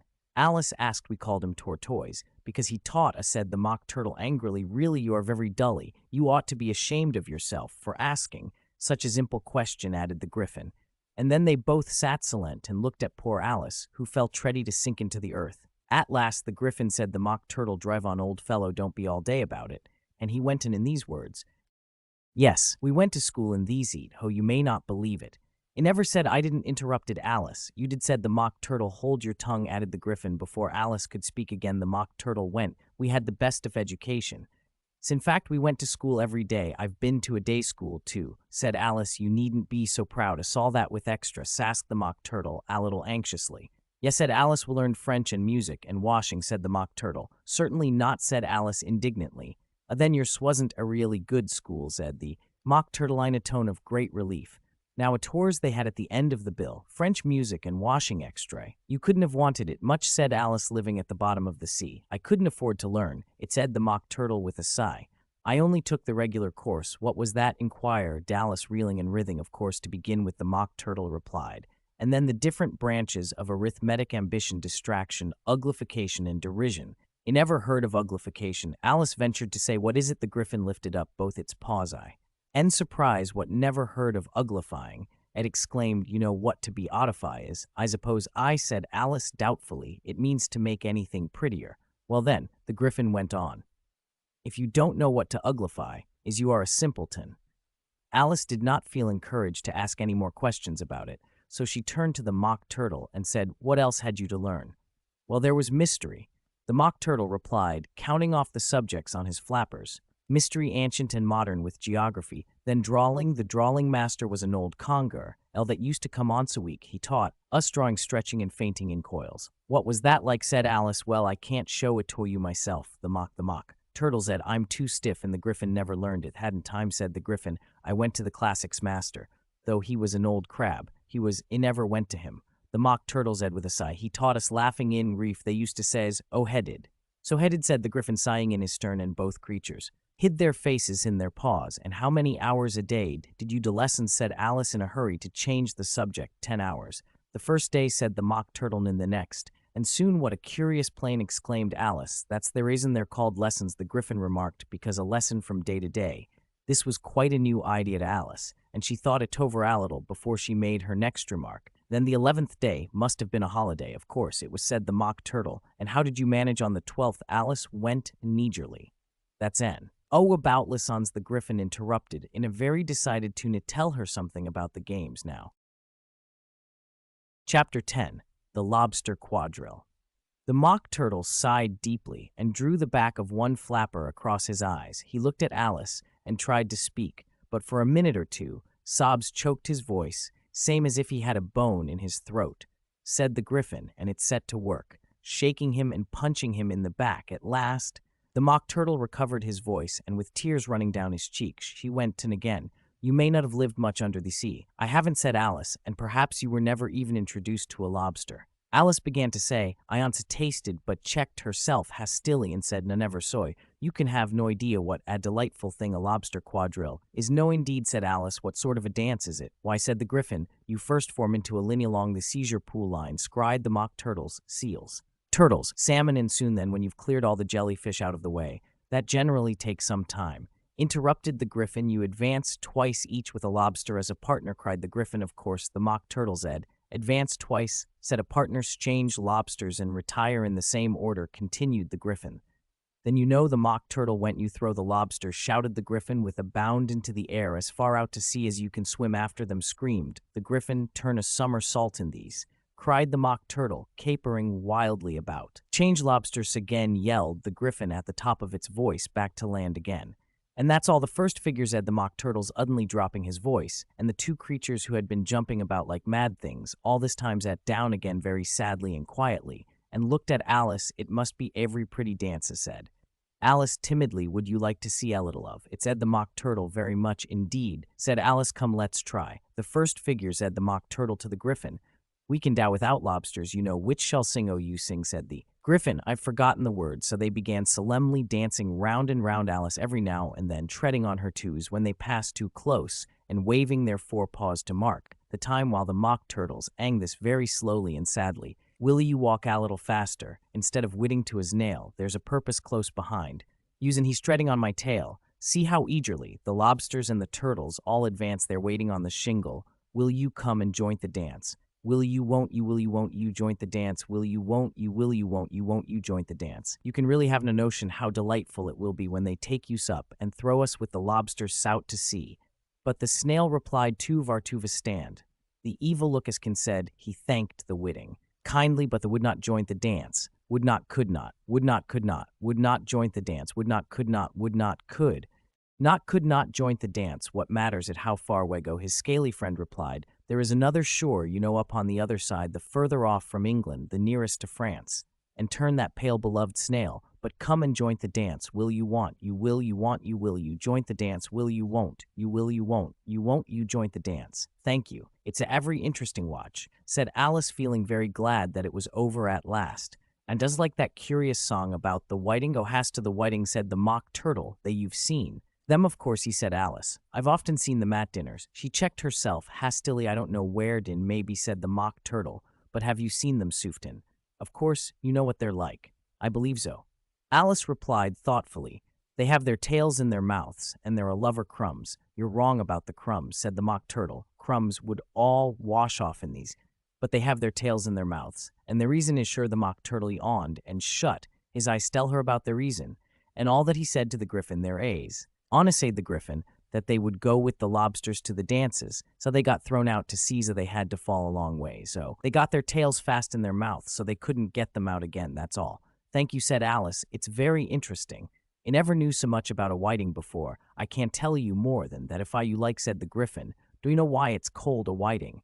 I never thought about it, Alice, why it does the boots and the shoes, the griffin replied very solemnly. Alice was thoroughly puzzled. Does the boots and the shoes, she repeated in a wandering tone. Why, what are your shoes done with, said the griffin. I mean, what makes them so shiny? Allison looked down at them and considered a little before she gave her answer. They're done with blacking. I believe boots and shoes under the seat. The griffin went in a deep voice, are done with a whiting. Now you know, and what are they made of?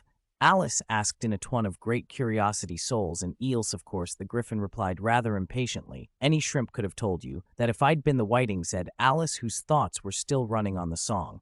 I'd have said to the porpoise, keep back, please, we don't want you with us. They were obliged to have him with them, the mock turtle said. Now is, Effish would go anywhere without a porpoise, wouldn't it really, said Alice in a tone of great surprise. Of course not, said the mock turtle. Why, if a fish came to me and told me he was going on a journey, it should say, with what porpoise don't you mean purposes, said Alice. I mean what I say, the mock turtle replied in an offended tone, and the griffin added, come, let's hear some of your adventures. I could tell adventures beginning from this morning, said Alice a little timidly, but it's now going back to yesterday, because I was a different person. Then explain all that, said the mock turtle. No, the adventures first, said the griffin in an impatient tone. Explanation takes such a dreadful time. So, Alice began telling them her adventures from the time when she first saw the white rabbits. He was a little nervous about it.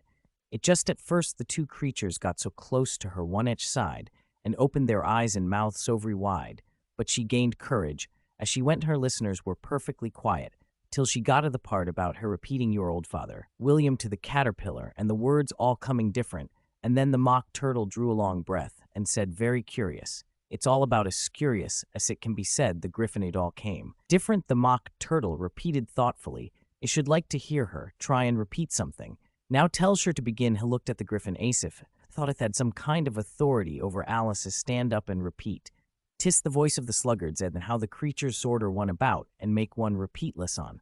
Thought Alice, it might as well be at school at Tunts. However, she got up and began to repeat it, but her head was so full of the lobster quadrille that she hardly knew what she was saying, and the words came very queer indeed.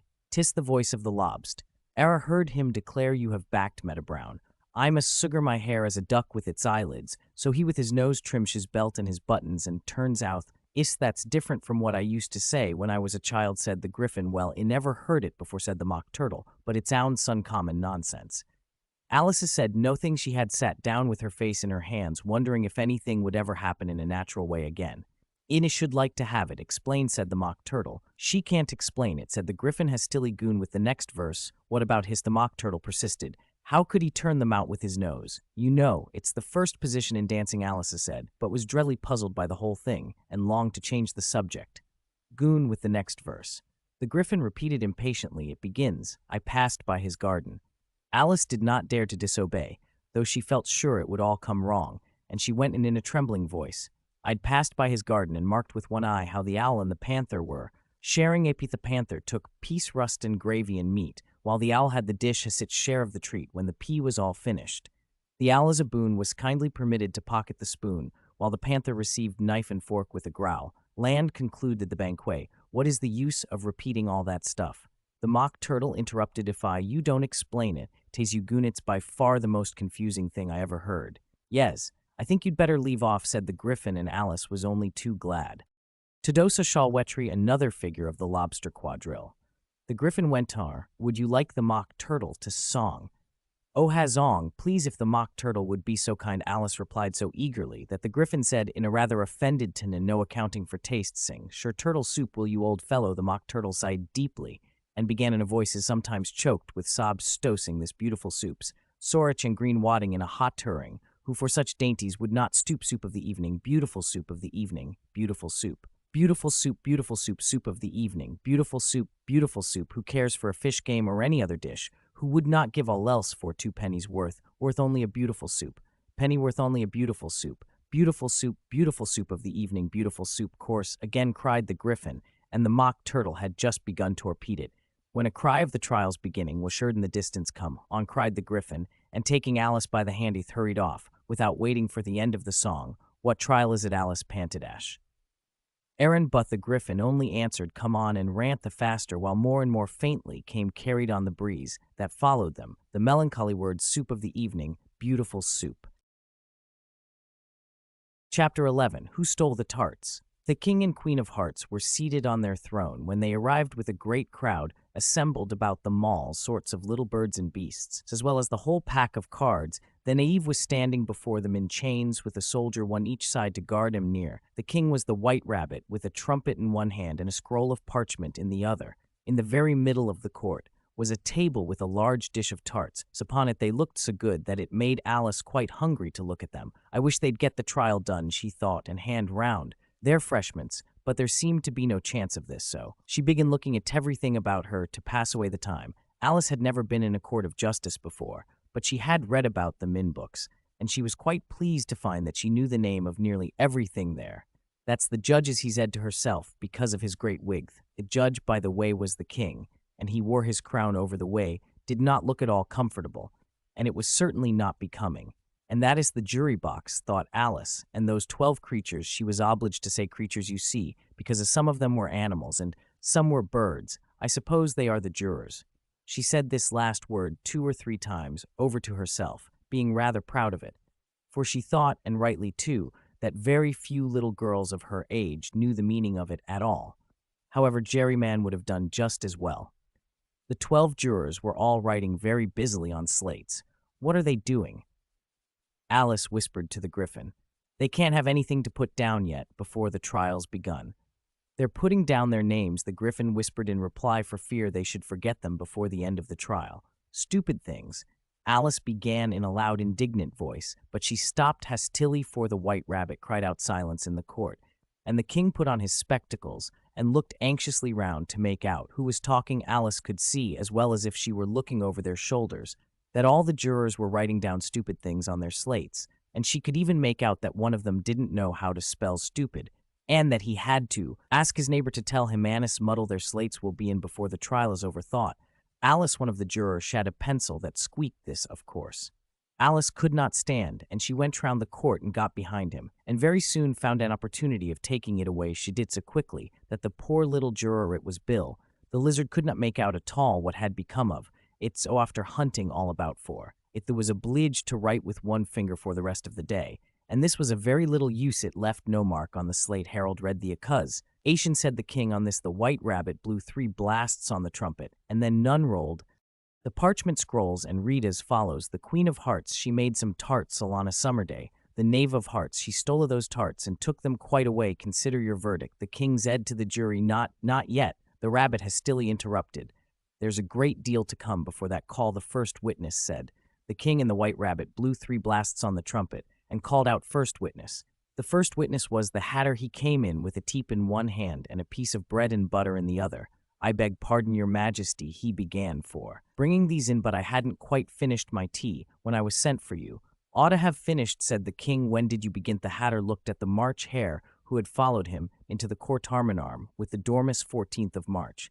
I think it was, he said, 15th, said the March here 16th, Added the Dormouse, write that down, the king said to the jury, and the jury eagerly wrote down all 3 dates on their slates, and then added them up and reduced the answer to shillings and pence. Take off your hat.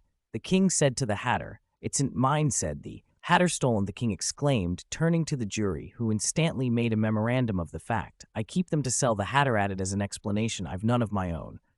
I'm a hatter here. The queen put on her spectacles and began staring at the hatter, who turned pale and fidgeted. Give your evidences, said the king, and don't be nervous, or I'll have you executed on the spot. This did not seem to encourage the witness at all.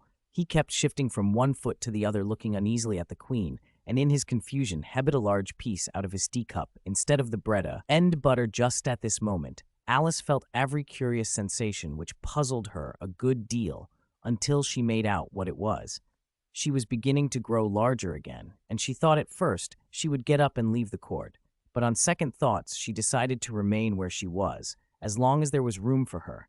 I wish you wouldn't squeeze, so said the Dormouse, who was sitting next to her. I can hardly breathe. I can't help it, said Alice very meekly. I'm growing. You have no right to grow where, said the Dormouse. Don't talk nonsense, said Alice more boldly. You know you're growing too easy, but I grow a terrier sonable. Pace, said the Dormouse, noting that ridiculous fashion, and he got up very socially and crossed over to the other side of the court.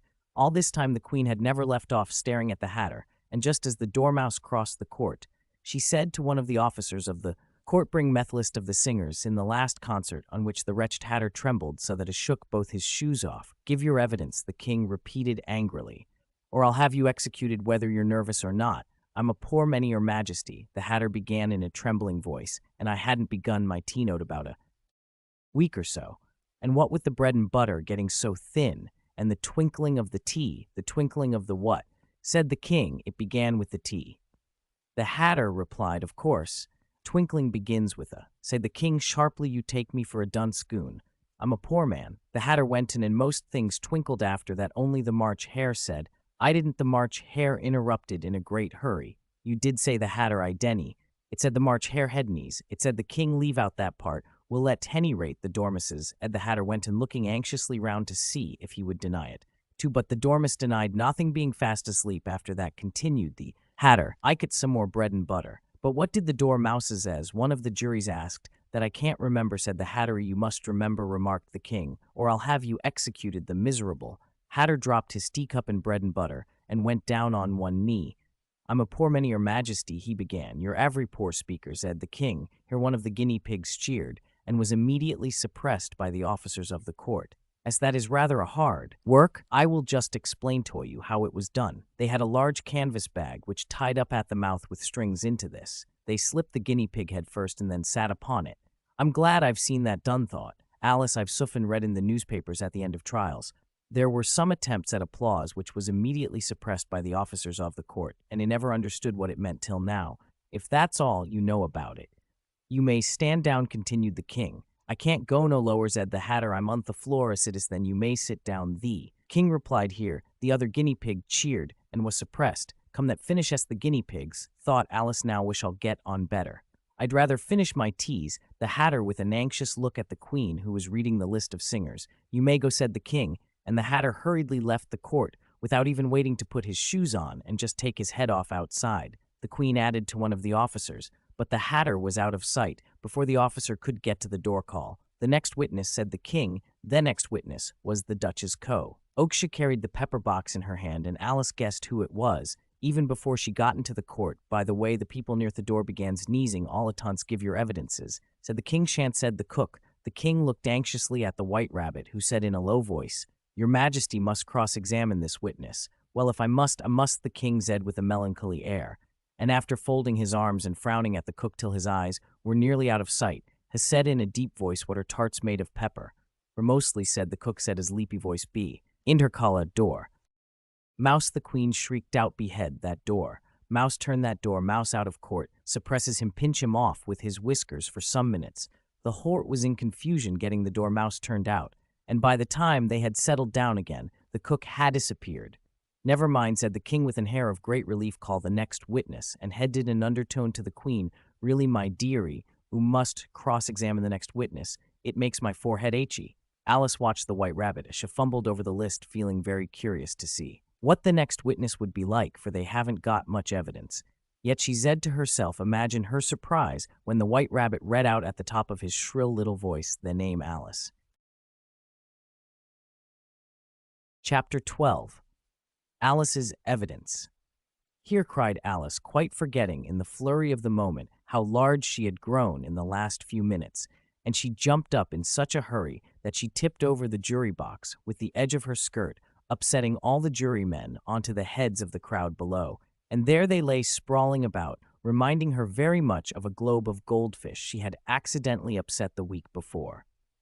"Oh, I beg your pardon," she exclaimed in a tone of great dismay, and began picking them up again as quickly as she could, for the accident fish kept running in her head, and she had a vague sort of idea that they must be collected at once and put back into the jury box, or they would die.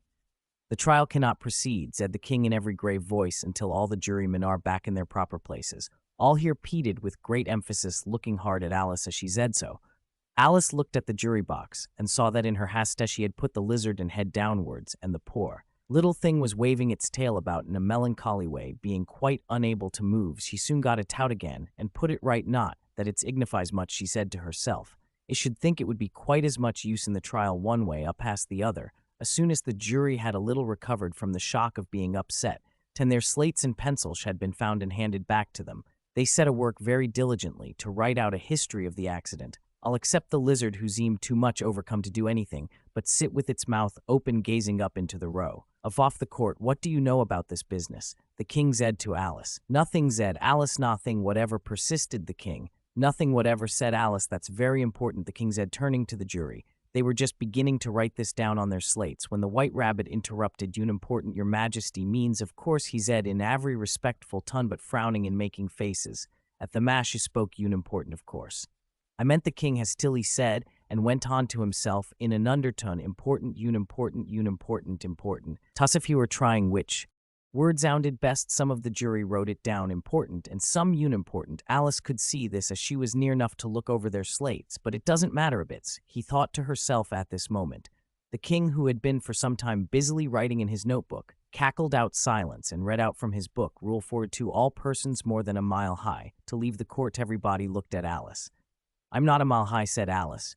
You are, said the king. Nearly 2 miles shy, added the queen. Well, ye shan't go at any rate, said Alice. Besides, that's not a regular rule, you invented it. Just now it's the oldest rule in the books. Ed the king, then it ought to be number 1, said the king, turned pale and shut his notebook. Hastily consider your verdict.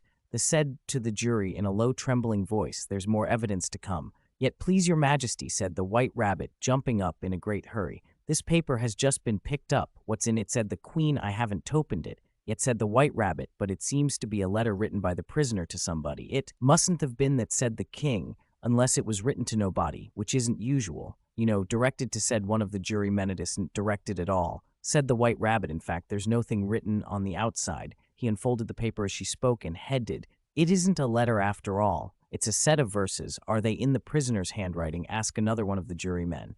They're not, said the white rabbit, and that's the queerest thing about it. The jury all looked puzzled. He must have imitated someone else's hand, said the king. The jury all brig. End up again, please your majesty, said the knave. I didn't write it, and they can't prove I did. There's no name signed at the end. If you didn't sign, said the king, that only makes the matter worse. You must have meant some mischief, or else you'd have signed your name like an honest man. There was a general clapping of hands at this. It was the first really clever thing the king had said that day.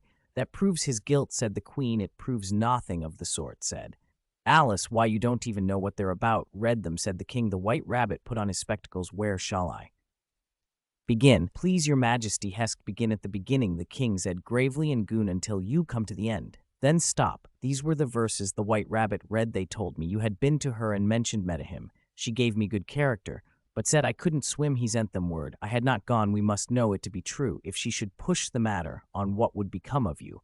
I gave her 1. They gave him 2. You gave us 3 or more. They all returned from him. To you thought they were mine before. If I or she should chance to be involved in this affair, he trusts to you to set them free exactly as we were. My notion was that you had been before she had this fit. An obstacle that came between him ourselves, and it don't let them know she liked them best, for this must ever be secret kept from all the rest between yourself and men. That's the most important piece of evidence we've heard. Yet, said the king, rubbing his hands, son, I'll let the jury, if any one of them can explain it. Said Alice she had grown so large in the last few minutes that she wasn't a bit afraid of interrupting him. I'll give him 6 pence. I don't believe there's an atom of meaning in it, if the jury all wrote it down on their slates. She doesn't believe there's an atom of meaning in it, but none of them attempted to explain the paper. If there's no meaning in it, said the king that saves a world of trouble. As we needn't try to find any, and yet I don't know went and spreading out the verses on his knee and looking at them with one eye. I seem to see some meaning in the.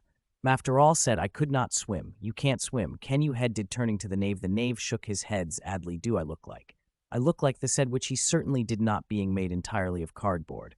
All right, Savar, said the king, and he went on muttering over the verses to himself. We know. It to be true, that's the jury, of course. I gave her one. They gave him two. Why, that must be what it did with the Tartsy. But it goes on, they all returned from him. To you, said Alice. Why, there, said the king triumphantly, point to the tarts on the table. Nothing can be clearer than that. Then again, before she had this fit, you never had any fits, my dear. I think he said to the queen, never, said the queen, furious in inkstand at the lizard. As she spoke, the unfortunate little Bill had left off.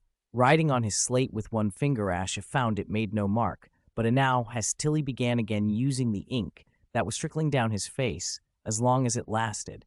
Then the words don't fit, you, said the king, looking round the smile.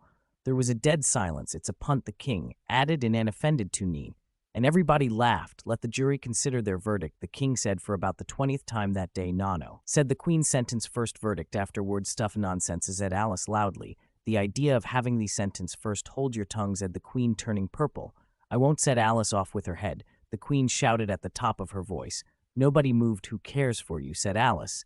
She had grown to her full size by this time. You're nothing but a pack of cards. At this, the whole pack rose up into the air and came flying down upon hers. She gave a little scream, half of fright and half of anger, and tried to be at them off, and found herself lying on the bank with her head in the lap of her sister, who was gently brushing away some dead leaves that had fluttered down from the trees upon her face. Wake up, Alice, dear, said her sister. Why, what a long sleepy you've had. Oh, I've had such a curious dream, said Alice, and she told her sister, as well as she could remember them, all these strange adventures of hers that you have just been hearing about. And when she had finished, her sister kissed her and said it was a curious dream, dear, certainly. But now, run into your tea. It's getting late, so. Alice go to Pandrinoff thinking, while Sharana swell, she might what a wonderful dream it had been, but her sisters at still just as she left her, leaning her head on her hand, watching the setting sun, and thinking of little Alice and all her wonderful adventures. Still she too began dreaming after a fashion. And this where her dream first, she dreamed of little Alice herself, and once again the tinny hands were clasped upon her knee, and the bright eager eyes were looking up into hers. She could heart every tones of her voice, and see that queer little toss of her head to keep back the wandering hair, that would always get into her ears. And still as she listened, or seemed to listen, the whole place around her became alive with the strange creatures of her little sister's dream.